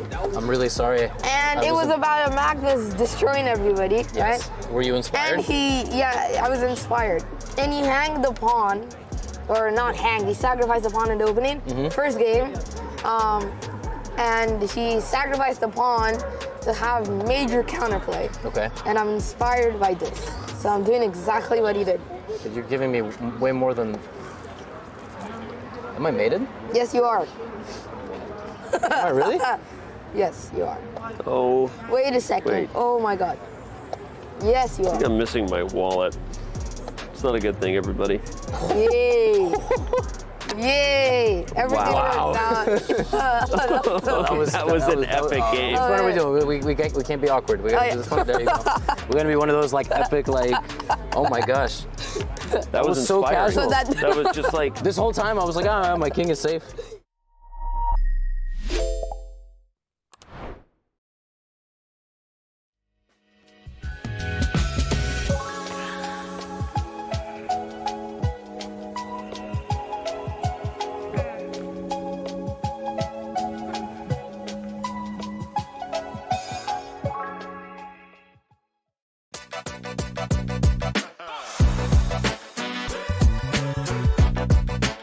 Welcome back, everybody, to the conclusion of the second pool of players in the 2025 ChessKid Youth Championship. Funmaster Mike is here with Grandmaster Arturs Nexons of Latvia. We're covering the world. We did mostly Europe and Asia this morning, and now we're doing the Americas today. And Arturs, it's becoming a two-person race, but a couple of people, if they win out, still have a fighting chance. What do you see there on the leaderboard? So it's Andy who confirms basically my hot take that he is going to win this tournament. At the moment, he has the perfect run, 6 points out of 6. But surprisingly, it's not Mishra who is in the second place, but Faustino Oro. And this also sets up the clash in the upcoming round because Mishra is going to try to take on the leader of the tournament. And if something can change for Mishra, and if somebody can stop the tournament leader, it's got to happen right now because it seems that Andy is right now the runaway train. He cannot be stopped. And if somebody can stop it, it's got to be Abhimanyu. Yep, the two Grandmasters are facing off, so they're going to get the lion's share of our attention. These are also the two players that advanced to the knockout last year. So they were the pre-tournament favorites. One of them is doing great. One of them is looking to get back in this thing. We used to host group lessons on ChessKid a couple of years ago with the legendary trainer, Grandmaster Ivan Sokolov. And the first time Andy was in the group lesson, Ivan messaged me and said, I don't know who this Andy kid is, but he really impressed me. That was a couple of years ago. So Andy is now impressed the world with his Chess.com puzzle championship. And here we go. Here are the 3 games we are off and running in round 7. We got just a funny story. We've got B6 from Alice Lee. So even she's getting in on the action by playing the Owens defense. Okay, so you can play B3 with white. You can play B6 with black as well. But I suppose with black, it's going to be a bit more difficult. I think she's setting up the hippo, set up B6, 97 with D6, 97 to follow. I mean, why not? This is a blitz game after all. In the meantime, the tournament leader, Woodward against Mishra, he is sticking to his favorite London setup. This is something he already used today more than once. And on the top left corner, we have Raya Chen against Tani Adewumi. And it's some sort of a Sveshnikov. I think this is one of those Sicilian Sveshnikov lines where black is supposedly okay, but in a blitz game, you still never know. Exactly, but it's that Carlsbad structure in the middle of the screen that means the most to us because now that we're at the tail half of the tournament, we are really focusing on the top 2 places. Andy hasn't punched his ticket yet, but it could happen as early as this round. If he wins, getting to 7, I believe mathematically qualifies him with 3 rounds to go. But we're getting a little bit ahead of ourselves because he's got to play the youngest grandmaster in the history of chess, Abhimanyu Mishra, no longer 12 years old, but still a giant force in the chess world. Yeah, the position has simplified. I think black is doing fantastic. And if he gets to play something like 97 and C5, get rid of his weakness, then he has all the chances to take over the game. So here I think Andy needs to be a bit careful. So I think he wants to play B3. So B3 is on the board. Now the question is, what's he going to do after 97 and C5 idea? Maybe something like King E2, C5, Rook C1. But is this the position that Woodward wanted to get after the opening? I don't think so. Probably not. And I love how Mishra is attacking those pawns very quickly because white was 2 tempos behind in development, so he had to attack really quickly. It should be noted that if white played b4 instead of b3, which to my eye looked better, he would be hit with a5. And all of the black pieces are just coming in the game that one move sooner. Now, white is almost caught up in development, but it looks like the white pawns are still getting targeted just a little bit more than the black pawns. So yeah, not much is happening here for white. But if he holds the position and gets a draw, I'm sure he's totally happy with that from a tournament perspective. Unless he's trying to do the most vain thing and adopt the field and go 10-0. I don't know if you can adopt a field, but maybe that's his ulterior motive. I don't know. Yeah. That would be something indeed if he could pull it off on a played 10-0 result. But I think the problem here for the tournament leader is that the knight on d2 doesn't really have any prospect. So this move, knight e1, I think Mike is part of a larger plan. So he wants to move this knight someplace else, probably knight f1, knight e3, f3, king f2, and improve this knight potentially to d3 and c5. So I think this is the first step of a larger plan to improve the pieces, but it also allows black to take over the center, eventually e5, and that's why f4 is something that Andy did not want to do, but simply had to. Yeah, and the really annoying thing for white is you've got this backward pawn on b3, but you can't ever play rook b1 to support the pawn and to try to get b4 in. So you're kind of stuck with this backward pawn for a really long time. And that really is the most annoying thing for white. If we could just get the bishop somewhere else for black, you just play rook b1, you play b4, hopefully, and you sort of normalize and equalize. But black's not going to let that happen anytime soon. I'm thinking, can I play h6, g5 here, try to provoke more weaknesses from white, because everything at the queen side seems to be quite static on e5. I'm not sure I like this move. There was no need to rush with that, but okay, apparently Abhimanyu is happy what it gives. So his idea is after the trade, knight x on e5, white doesn't get to solve the problems of the knight, but it also gives white more clarity. I wouldn't have done that, but we'll see, of course, how the game is going to go. Yeah, and he is pressing his time advantage a little bit, but he's not up like a minute and a half like he was against Tani. He's only up a little bit here. We've all seen Andy's speed, so I doubt that's what Abhimanyu is playing for. He must know that he needs to win out. I mean, I can't imagine him thinking after the break, hey, I can score 3 out of 4. He's got to go 4 out of 4. So you kind of have to go for broke in a game like this. Knight f3. Yeah, I think about now Abhimanyu might be regretting things, because I think his whole idea of this entire maneuver, playing e5, knight e5, knight c6, knight b4, this is what he wanted, but this also allows white to improve his knight, put it on d4, maybe play something safe of king d2, knight f3, potentially trade the rooks here on c8, king d4. Wow, that's very aggressive. What about knight c6 check? White can go further. That would be really brave and very exciting for us. Kings don't make great blockaders, though, because they get driven out very easily. So, yeah, this is very surprising to put a king there when knights usually are the obvious blockading piece. Now, you've got to watch out for the rook shifting to the e-file.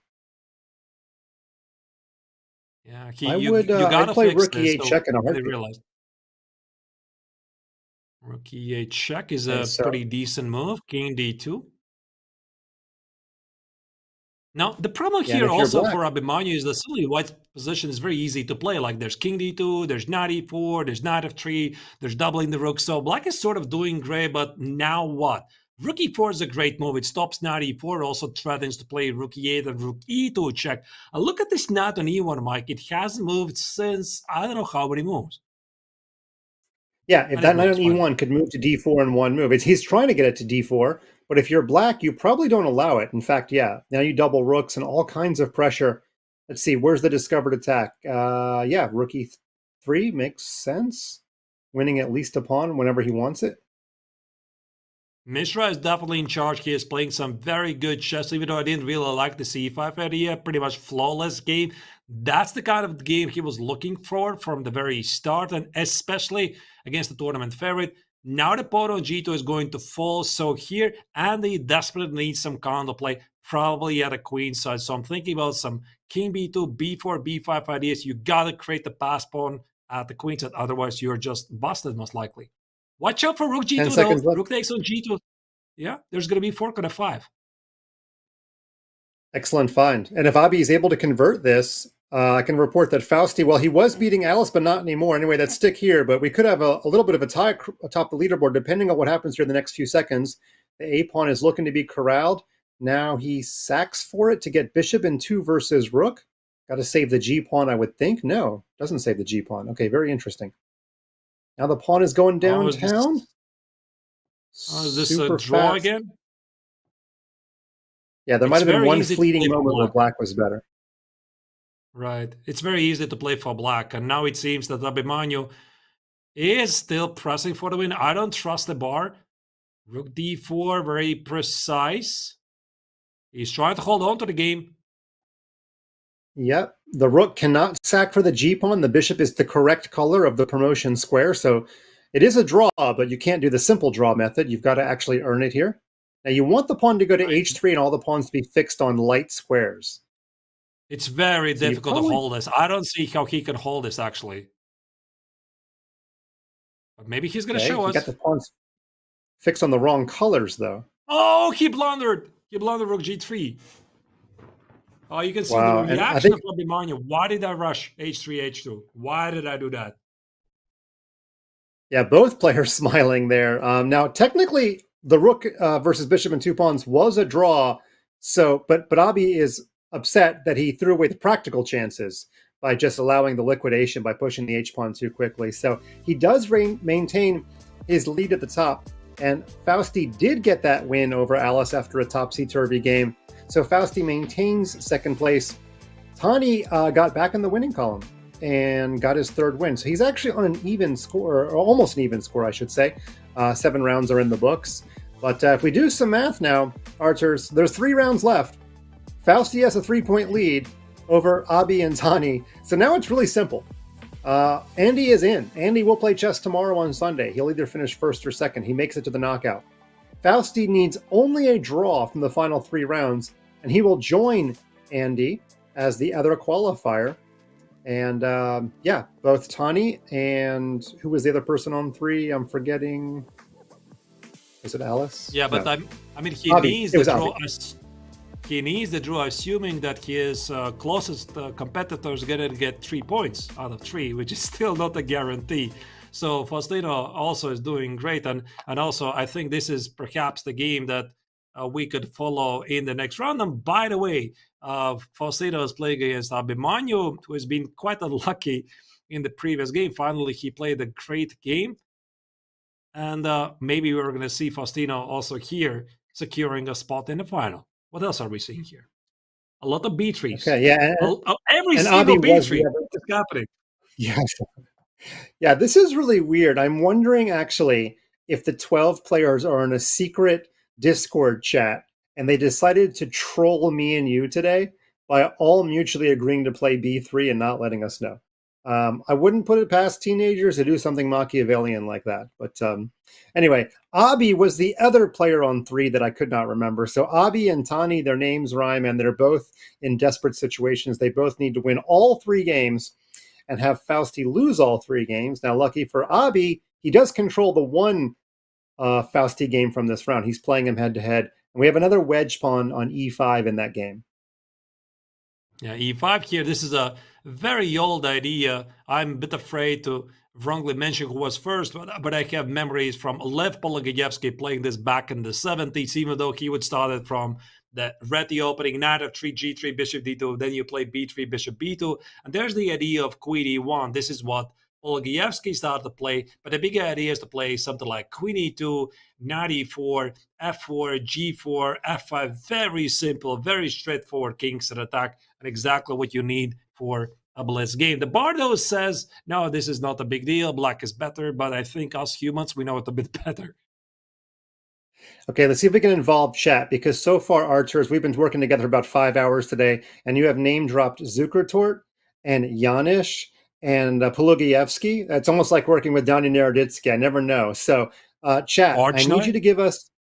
Yeah, Well, he's not quite as obscure. Chat, I need you to give us a random player pre-1950, and Arturs has to work that player's name into the chat in a seamless way. So give us your most obscure player, chat, and we're going to see if Arturs can work that player in somehow to his commentary. That's the challenge I've got for Twitch. If not, we'll get Danya on the phone. He's our other charlatan historian. Okay, but we've got that wedge pawn. We've got some chess action. Chat is going to be thinking about how to aggravate you, Arturs, and you're going to be thinking about how to elucidate this position for us. Yeah, I mean, here, like I already said, White's idea is very straightforward. As you can see, he just basically follows the best practices. The knight is on b5 to slow down Black's queenside assault. Bishop c1 keeps the knight on b5. The knight on b5 protects the pawn on a3. All you need to do, again, to figure out how to advance to the king side, you want to play like queen g3, f5, maybe d4 at the right moment to reinforce the pawn on d5. But I think actually the pawn on d3 stands pretty nice because it blocks the bishop on h7. At the same time, Faustino is desperately trying to organize this counterplay at a queen side. So he is thinking about knight c6 and knight e4. So White doesn't really have all the time in the world. Yeah, excellent analysis there. I don't have much to add. I'm just going to be point blank. I have no other chess analysis to add to what you just said, but I am fascinated by the encounter. I got transfixed by that motion eye pixelization camera that Fausti was using. You can see when he looks a little bit to the right, the camera goes a little bit to the right. And that's actually what I was looking at, to be totally honest with you. All right, back to chess, hopefully. What is the name? What is the name that chat has selected for me? Or are you the one who's going to select the name and I have to somehow insert it in the commentary? Do you have any names I could use? Okay, I've got a few. I'm going to name some honorable mentions, and then I'm going to tell you the one that I think is the winner. So we've got Nezhmetinov, Hans Niemann, Sultan Khan, Kizaritsky, Donald Byrne, but I'm not going with any of those. You get Gideon Stolberg. I'm sorry. Gideon Stolberg, but that's from the Baltics type area, right? He was probably Swedish, I'm guessing. He's Swedish. He's Swedish. Yeah, but unlucky for me, I know nothing about Gideon Stolberg, so I could say that this game of Mishra against Faustino Oro looks like nothing that Gideon Stolberg has ever played. Boom! He got it in the commentary. Well done. Everybody wins. Okay, I know there's some modern day. There's some modern day synergies between the Stockholm and the Riga chess communities, but that was before Stolberg's time. And I think you did it. You nailed it. Chat, Arturs wins. And now we're back to chess. Thank you. All right, so the game still continues, of course, and Faustino hasn't get rid of the knight on b5. So right now he is pursuing a different plan. Maybe he's thinking about idea like f6 here. So is White thinking about that f5 idea? This is what I really like about chess, Mark, is that very often chess is such a fluid game. You start with one idea, you play like Pologoyevsky back in the 60s and 70s. You are seemingly going for this kingside attack, and something happens. Black reacts not in the best way at a queenside. And as a true pro, you change your approach. You start to play against weaknesses that your opponent created. And even though you started a promising attack, suddenly you go full positional approach. That's what makes chess so exciting.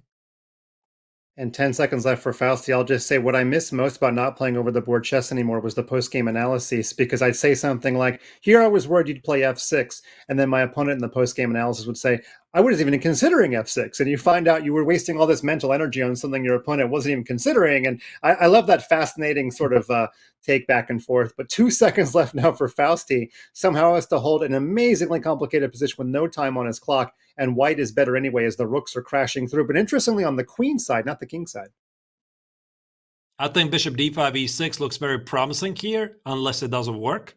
So here, Abhimanyu has definitely plenty of time to figure it out. Maybe it's not even necessary. Maybe you just double the rooks on the 7th rank. So he's looking for the...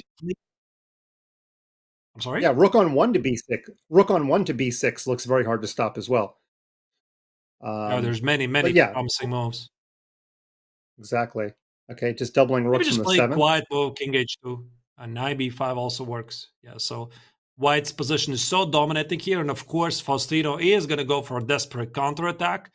Rook takes on d7. Okay, there's no counterattack. It's just an extra piece for White.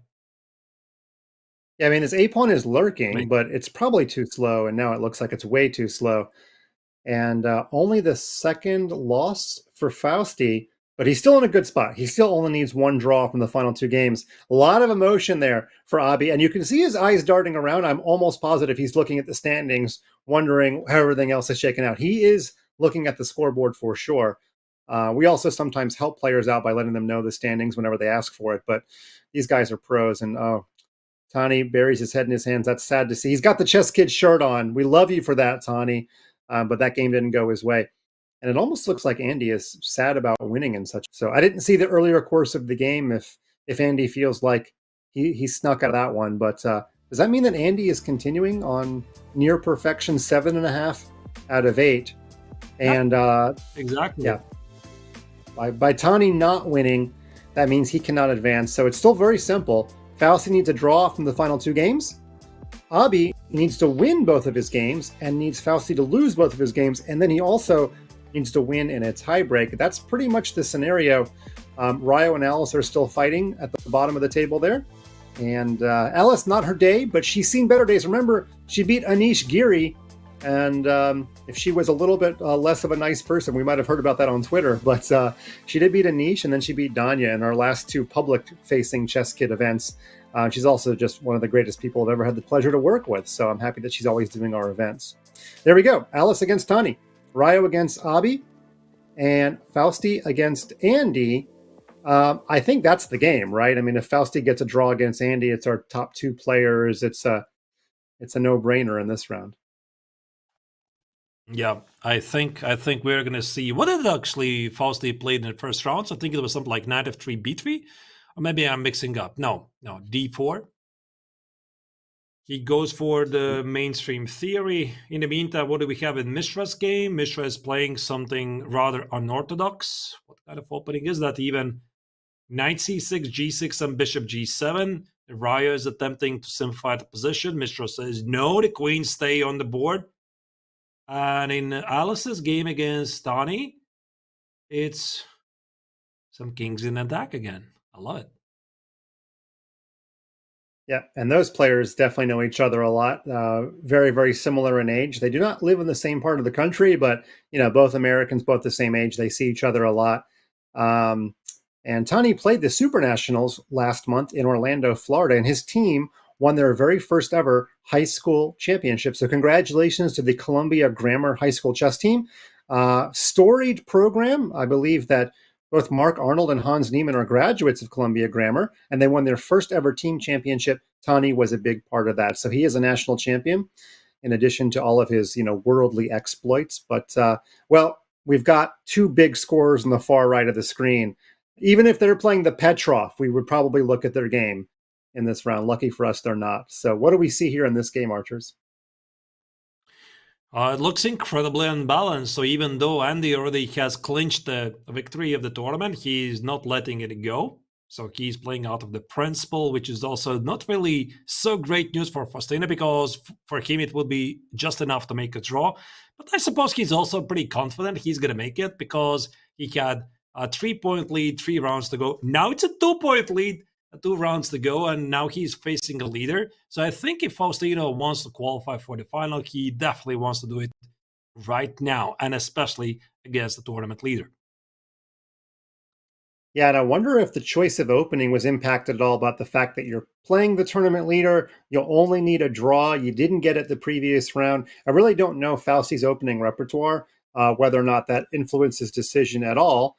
But we often say the best way to lose is to play for a draw, or somehow, best way to play for a draw is to actually play for a win, and all those assorted axioms of chess.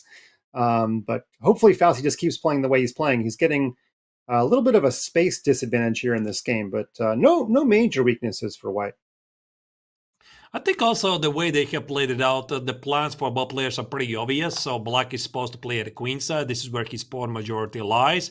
The knight on b6 is positioned pretty oddly, so that's why I was trying to figure out, Mike, do you play something like knight a4, target the pawn, and play b5, b4, or you remove the queen, move the knight somewhere to d7. Okay, queen a4, basically he's trying to accomplish the same thing.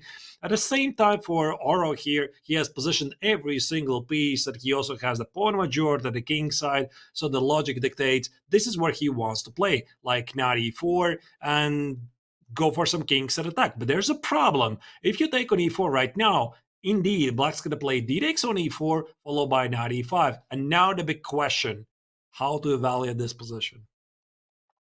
Well, while we're trying to figure that out, I just want to do a little bit of sideline reporting here. Abhimanyu Mishra is totally winning against Ryo Chen. His bishops are crashing through. His rook is just taken on b2. And that means if Abhimanyu is able to convert this and Andy continues his winning ways, then it will actually come down to the last round in a very unlikely way. But we're a long way away from that. Fausti's not in serious trouble yet. I'm just saying Andy has been that good that Faust needs to be a little bit careful here. But he has no time to watch the other games. He has to focus on his own. Exactly. So f5 was a very nice move. Knight e5, I suppose, to follow. Look at this bishop on e5. It's sort of a very promising piece, but if black is somehow able to get the queens off the board, put the knight on d5, then he simply has a very nice pawn majority at the queen side. So I think here, if I'm playing with white, I want to get this queen to the king side. So I'm thinking about something like f3. I'm thinking about like queen c2, queen d1, queen h5, g4, king h2, rook g1. I just want to use the properties of the bishop. Yeah, He just blundered a piece. Yeah. Oh, I mean, I thought, goodness. And it was such an obvious idea, I thought for sure that there was some kind of answer. But this is not the answer. The queen can just retreat on the d file if she needs to. I don't even know if knight takes c4 is an idea. I guess it is, but just the queen back would have been fine too. Wow. Now rook takes c4, rook takes c4 is nothing. That was a one mover, Archers. It was a one mover. I was going to interrupt you. I thought it was so obvious it didn't even need an interruption, and then it happened on the board. It's staring you at the face. Rook takes e5, and white just totally has a blind spot and plays b3 instead and gets nothing for the piece. I mean, less than nothing. The queens even leave the chessboard, so much so that it's over. Wow. That's a heartbreaker, and it's pretty bad news for Faustino, because not only he loses the second game in a row, but this is also a major blow to his psychological state, how he feels right now, because he was having a fantastic run, almost with 1 foot in the finals, and now he needs to fight until the very end, because we are following Mishra is winning against Ryo Chen. He has, what does he have, like 2 extra pawns, 2 bishops. This should be a position pretty easily to convert, and then most likely everything will be decided in the final round. So Faustino still needs this half a point. Yeah, you can see actually when Faustino lost the game, instead of showing a lot of emotion, which is his normal thing, his eyes started darting around. You know he went exactly to the game that we're looking at right now. He wants to see what is happening in this game. Did I back my way into the knockout?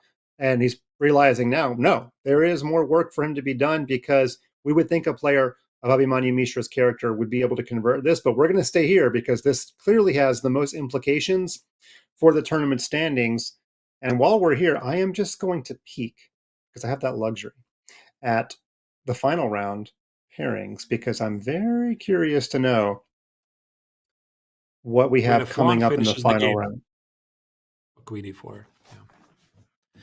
Right, so here there's no question how this game is about to finish. There's a couple of easy tricks, and Mishra wins his game. In the meantime, we have only one more game going on in this round, which is Alice Lee against Tani at the Wumi.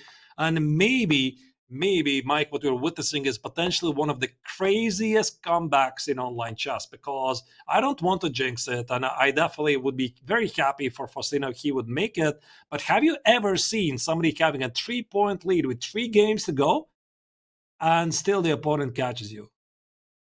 No, I don't think so. I remember that World Cup many years ago where Svidler needed only a draw out of 2 games and wasn't able to do it. I think that was the player involved, but that was classical chess and a 2700. So no, this is pretty unlikely. This, of course, we're going to stay here and watch the end of this game. 3 seconds left for each player, but Tani will suddenly be very important for the tournament, because he has white against Fausti in the last round. He could play spoiler on behalf of his fellow American. I mean, there's 5 out of 6 Americans here, so I feel a little bit sheepish to say that. But and Abhimanyu gets white against Alice Lee. So both of these players are going to play a very important role in the last round. But taking a look at this game, white I thought was clearly in charge. Now black has sacked the knight, hoping that the G pawn goes downtown. But it sure feels like he wins on time. And this is also way to bad news for Faustino, because this is a very important psychological game for Tani, because he was having a great start of the tournament. He suffered many, many losses in a row. How many was it? I already lost the count. Was it four losses, I think, in a row? And now he is gaining back the momentum. So for Faustino, this is going to be a very, very hard game.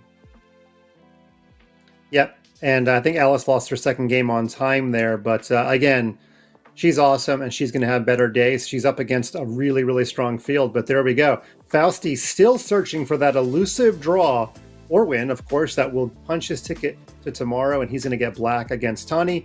We're also going to take a look at that last game there. Abhimanyu is white against Alice. Now, Andy, I believe, has already set a record for the round robin stage with 8.5 out of 9.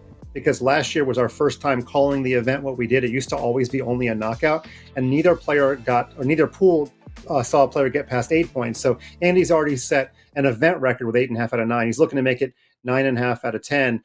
But that's actually the least important game, because we know he's playing tomorrow. And by the way, we know who he's playing tomorrow. Because he gets first place, he's going to play against international master Marco Matteria, who said he wasn't going to watch live. But Marco, if you're still watching in France, you know who your opponent is. You can go ahead and start preparing. But we're going to look at mostly at the left and the right side of the screen. But because there's also, great records to be set, we shouldn't just hide Andy's board. We'll keep that going too. Okay, archers, what do you see in this must-win game on the left and this must-draw game on the right? I see that we have 4 knights variation in the English opening. This means this is what Mishra plays against Alice Lee. Typical maneuver to trade the knight on f6 to get a nice control of the d5 square. This is still theory. Andy Woodward's game against Raya Chen, some English opening. Maybe we're not going to focus on this game too much, because we already know how Andy is clearly dominating the tournament. But Tani's game against Faustino, that's probably the game we're going to follow the most. And I really like Tani's choice by white. I like the setup because it gives white some very clear plans. He's thinking about potentially a queen e2, d3, and I'm wondering he's going to execute this famous idea of knight e1, f4, g4, g5, and we could see what Faustino has in store for that. And Tani loves sports so much. He plays almost every sport. He loves the NBA the most. He's plays a lot of basketball. I'll bet as a sportsman, he knows how important his game is. In some situation, you might think, he's just going to play his last round, right? I'll bet he's looking at the standings and he knows that a win for him, it's not even like he's trying to help a friend. It has nothing to do with that. It's like, my game matters. And so that probably adds that little bit level of gravitas to what he's doing. So just want to throw that out there, that the players are quite aware of what's going on. I'm sure they are. So the position suddenly is looking pretty balanced. So here Tani decided not to go for the complications. So he's playing a bit positional. He wants to play most like rook d1, maybe put the queen on b2, create the battery here. And here for Faustino also it's not so super obvious, because if he takes on d4 at the wrong moment just to trade off the pieces, the knight c6 or the c6 weakness could be a major problem. And Mike, this is what I found to be a very difficult thing to do. When you are in a situation where you desperately need a draw, it's so much easier to play for the win. Because playing for a draw is one of the hardest things you can do in chess. Yeah, also, you brought up a few times, but if you knew that you needed a draw any one of the next 3 rounds and you have 2 losses in a row, then it's like, what do I do in my final round? Do I keep playing solid drawing chess? Do I go back to what I've been doing? It's like, it would create a lot of confusion in my mind about how exactly to play. I'll put it that way. It's kind of like, I don't know, if you're playing golf and you hit 2 bad drives in a row, you get to the last tee box, you're like, well, should I hit a 3-iron? And apologies for the golf reference, but at least it wasn't baseball. Okay, so don't get mad at me, chat. Anyway, it just that thought creeps in the mind, and it doesn't help you play better chess. So, and by the way, Tani's also playing for a 50% score. So that's always nice too when you think about things to play for even when you're not advancing in the tournament. So there's some pressure here. That c5 knight can't be unpinned that easily. But maybe Do your you queen play just HB? moves now. Yeah, you play Yeah. queen b2. Also, this is a very tempting move. Apply some pressure here. Do you play knight e5 because trade, queen b7, queen f3? Do you simplify the position or you go for the c6 weakness? Do you get there? So I think this is also the moment where you want to spend a bit time, but definitely not too much time. Knight e5 is chosen by Tani. Okay, yeah, I think that queen is definitely going to f3 very soon, as you said. All right. So I'm expecting queen b7 check. And queen b7 check is also the kind of move you play when you're going for a draw, honestly. It unpins yourself. It probably gets the queens off the board. It stops the tricks. Exactly, knight d7 is a problem. So a little bit surprised it's not being played more quickly. But maybe he's f6 afraid also that white will play f3. Yeah. Yeah, but maybe he's also thinking about f6, e5, about he's thinking about a longer sequence, like f6, you can't play knight e7, there's queen b7. f6, what happens? Bishop c5, knight e7, queen b7. So, okay, so he just played the safe move, queen b7, but you always want to check what else is there. I think queen f3 makes perfect sense here because you want to fight for the control of the c6 square, which is very often the key square in the Catalan, unless of course Tani plays king g1, so he has different ideas. I was actually going to say, I'll bet you money, knowing Tani wanting to win the final round, he's going to play f3, and he ended up playing neither of the moves that we thought, not queen f3, not f3, but king g1. F3 with the idea of e4 made a little bit more sense. I guess you could play f3 now-ish.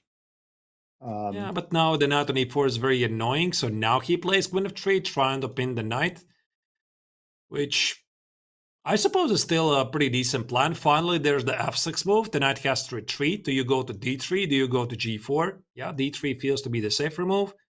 e5, bishop b2, I suppose. The knight on e4 is feeling really fantastic for black, even though it's under a pin. Yeah. I don't love the idea of putting the queen there, but you're right. Is it strong because it's an awesome piece, or is it weak because it's pinned? If it just has to go back to c5 or d6 one day, then it's just a novelty that it got there. I don't mean the novelty in that sense. I mean like a neat thing. All right, so h4. Tani has to going. 20 seconds left for each player. I can report that Abhi is slightly better against Alice Lee, but still in a very dynamic position where he's got a very strong knight versus a not so great bishop. But we'll stay here, just reporting that game is still going on. Abhimanyu does need to beat Alice for this game to even be important at all for the standings. Yeah, and also he has a bit more time. So here I feel that Tani is a bit risking with the safety of his king, and also the bar says the position for white is a bit dangerous here. 5 seconds, 2 seconds, 92, very nice shot. So clearly eyeing for knight f3, and yet the engine says it's a mistake. Why it's a mistake? Maybe 91 is the only move that could allow white to stay in the game. You can't play rook d2, can you?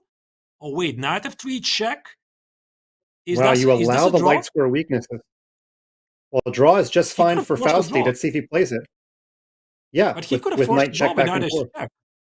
He didn't do it. All right, well, game back on. I'm not sure if he saw it. I mean, if you see it, you do it, right? Because you only need a draw. Now he's at very much danger of losing because his pawns are starting to drop like flies. And by eschewing the draw. Now Alice is making a massive comeback. Mishra is losing. It seems, but they're playing on seconds, so Alice Lee is winning. Well, we're going to take a look at both games here. Fausti might back his way into the finals. Now Abhi has gotten himself back in the game, but not a winning position. He needs more than a draw. I'm sure he knows that. But how does he win this position? He's wondering himself the same thing. He's got to take the draw. And there we go. By virtue of the draw, Fausti, even if he loses this position, backs his way into the finals. Not exactly how he wanted to get to the knockout tomorrow, but he will be playing more chess tomorrow, and our entire Spanish-speaking audience is probably very happy about that. Wild stuff, Archers. But we'll watch the end of the game, of course. But he made a draw. He made a draw anyway, so he's going to be fully deserved. So congratulations to Faustino. He did made it, so he didn't lose the 3 games in a row. But I mean, Mike, this was so close. It was very, very real because Tani was not Tani, but Faustino was losing in the final round, and also Mishra was having a much better position, so you could see the relief in Faustino's face. Yeah, Fausti gave the nod in the whole, like, I got it done. And you know who feels great about that draw? Was Abhimanyu Mishra, because Abhi no longer has to be like, oh, if I had just won that position, because by virtue of Fausti's draw, the fact that he could not convert against Alice did not end up mattering. Oh, wow, what a day. We're not done yet. We are going to hear from Andy, but let's take a look at our final standings there. Andy did win 9.5 out of 10. That is Title Tuesday-esque. He easily advances to tomorrow by virtue of the fact that he finishes first. He'll play International Master Marco Mieteria of France. Fausti gets it done in the end. It took him all 10 rounds, but he gets to 6.5 points, which is the number that I said is usually the target number to try to qualify. He will play Yesh Erdemis. What a match that's going to be tomorrow. The world's youngest 2600, the world's youngest international master, and we saw the rest of the standings there. So Andy and Fausti, awesome job. We are going to go to break. When we come back, we're going to hear from the man of the hour, Mr. 9.5 out of 10. Grandmaster Andy Woodward joining us, presumably from his home in Texas. So don't go anywhere. When we come back, questions with Andy. And if you've got some good ones, type them in the chat real quick. Okay? Don't go anywhere. We'll be back very soon.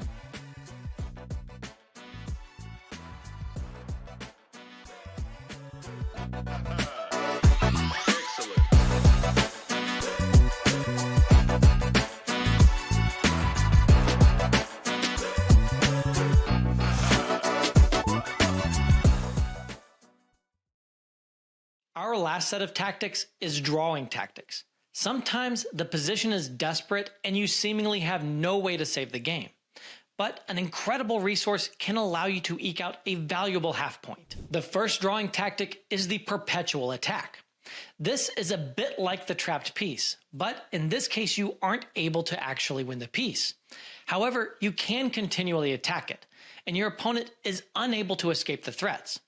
Eventually, the game will be drawn after repeating the position 3 times. The studied composer Votava showed an incredible piece of geometry, with a pawn sacrifice setting up a perpetual attack from the king against the black rook, securing a draw. The most common case of perpetual attack is perpetual check. This is naturally a case of perpetual attack against the opponent's king. Stalemate tactics are often in play to save positions when you are down oodles of material. Hey, it's the Rosen trap. In many cases, stalemates occur as a result of catastrophic inattention from the attacker, but sometimes they can be the result of great ingenuity on the defensive side. My favorite stalemate trick ever occurred in a computer game where bishop b3 allowed white to follow up by sacrificing the remaining pieces and securing a miraculous half point. Finally, and truly finally, a fortress is another defensive fallback where, down material, you are able to construct a shell that the opponent simply cannot break.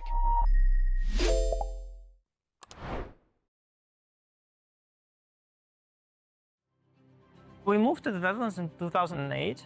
I was still 14 at the time. So we came here and I was already a pretty good chess player. I was like a master, international master, maybe a FIDE master. I was a Russian champion under 12, in fact. But I was one of many Russian talents, one of the many other little prodigies, and nobody really noticed that I changed federation or that nobody really noticed my existence very much. I was just doing my little thing, playing my little game, and I got great coaching here, and it helped a lot. It's something you really need as a kid who is developing. So Anish, yeah, congratulations, amazing 3 norms in less than a year, right? Yeah. And what's your ambition? What do you want to be? What do you want to get? No, of course I want to become one of the strongest players. And is there also a certain player, maybe from nowadays or maybe from the past, which you have been studying a lot? Some kind of favorite player, perhaps? Yes, okay, I like the games of Kasparov, and okay, now from players who's playing, I think the Anand is the strongest and best player. In 2010, I got an opportunity to work with Vishy Anand. He was preparing for one of his matches. He was world champion in that period, and it was definitely much more useful for me than for Vishy Anand, I guess. And when I saw, like their prep, because I thought that I came in there, I thought I had a good prep and some variations, So I was showing my lines, and then he was refuting them with such ease, and he refuted all my ideas in like the very first evening. And in hindsight, I think he must have been very disappointed. Like he thought, like, what am I seeing? What is that? Like, what kind of trash is that? Because I thought like these are great ideas, and yeah, and then I realized like I'm levels behind, and I think it's very important to see like, you know, the very top, and then you know like what level you have to work towards. Yeah, that really made an impact on me for sure. Ladies and gentlemen, it is with great pleasure for me to ask the winner of the Grandmaster Group D, Anish Rui, to come forward and receive the first prize. What is your first impression, your first reaction? Of course, I'm very happy that I won tournament, and I'm happy that I can play next year in any group. It's, of course, a great challenge for me. It's maybe first top tournament, of course, for me. And now how are you going to celebrate? I don't know. Tomorrow I go to school. So I don't have enough time to celebrate, I think.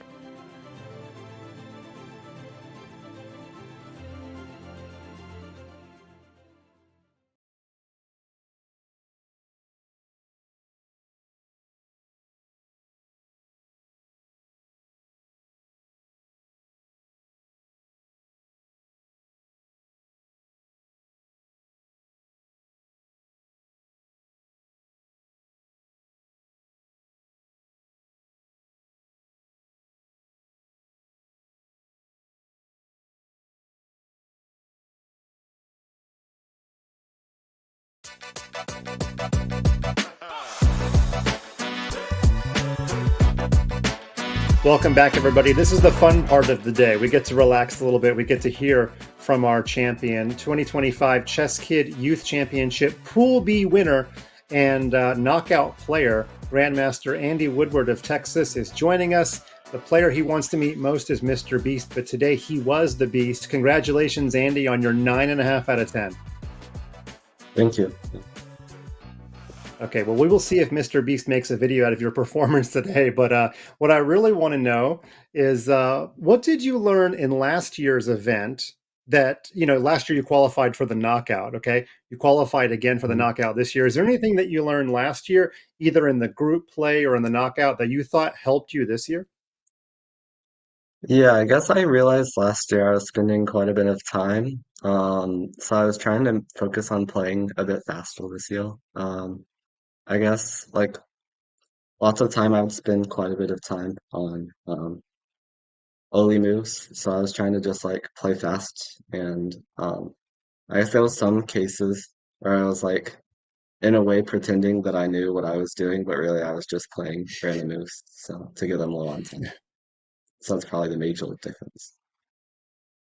Well, we were pretending we knew what we were doing as commentators, so we all sort of make it up as we need to, and you definitely did more than just make it up with your 9.5 out of 10. I wanted to ask you, did you watch the earlier players today? It would have been about an 8 a.m. start time in Texas. Did you watch any of that action?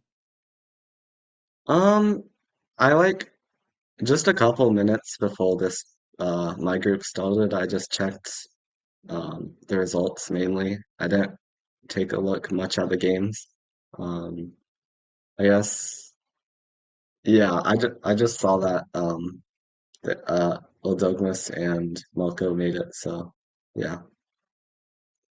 Yeah, and you'll play Marco tomorrow. One more question before I turn it over to Arturs for his good questions. I feel like the 12 players got together in Discord and they're trolling us by deciding to play B3 and not letting us know. Every player played B3 in the morning, and today in the afternoon session, it seems like everybody played B3. Alice even played one B6. Tell me, what's going on? I have no idea. Yeah, I guess to me it seems like quite a few people were actually playing knight f3, at least against me in my section. I was playing knight f3 too, so to me it seems like knight f3 was the main opening in my games. Fair enough. Sometimes we saw knight f3, then b3. But anyway, Arturs, what would you like to ask Andy today? Yeah, so Andy, you got definitely a fantastic score, 9.5 points out of 10. And even though it seems like it was a very easy victory overall, probably you feel like you were not having such an easy run because you definitely had some tense moments. Hence the question, which was, in your opinion, the most difficult game today? Yeah, I guess it was actually pretty close. There were two games, one against Mishra and the other one against Tani. Both of them I was dead lost in both of them, but it came down to a time scramble where I just got pretty lucky.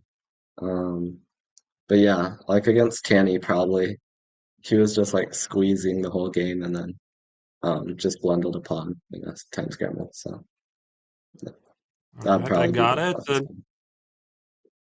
Okay. I have one more question. So, obviously, you have made news recently by having some very good results. I was very impressed how you dethroned Ray Robson in the Chess.com Puzzle Championship. And that's why I wanted to ask you the question. So, how does your daily schedule look like right now? How many hours a day are you devoting for chess? And what does it look like? I mean, how does it look like? You wake up in the morning, is there's like special routine what you do with chess in the morning, or can you describe it a bit? Yeah, so I guess usually on a daily basis, I guess summer just started, so it's gonna change a little bit, but on a daily basis, pretty much I would just get up around 8 o'clock and then have breakfast and then do like I guess do like a little bit of tactics just for fun and then I would get probably I would start with school actually for like a couple hours until I finished and then um, I would spend a bit of time in between school and moving from school to chess. So I would just like play sports outside or play piano for a little bit, like 30 minutes.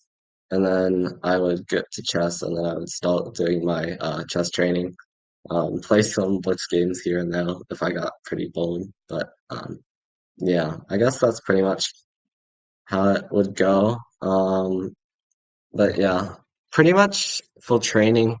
I I didn't spend too much, like maybe like 3 full hours during the school year, on a daily basis. And then I would spend the rest of the time just like playing and relaxing. So, yeah. I like how you Oh, said just do that's some puzzles. that's When fantastic. we all know you can do 65 puzzles in 3 minutes in Puzzle Rush, so or whatever your high number is, I probably shortchanged you a few. Well, just one more question for you. This one comes from the chat. Shift4 says, which older GM's style counters yours when you play online? Now, I think when they say older GMs, they can mean even a niche, like any adult would be older than you. But I think what they're saying is like, who gives you trouble in Title Tuesday? That's basically what I think they're asking. You want to reveal that? I don't know if you want to give somebody a psychological edge on you.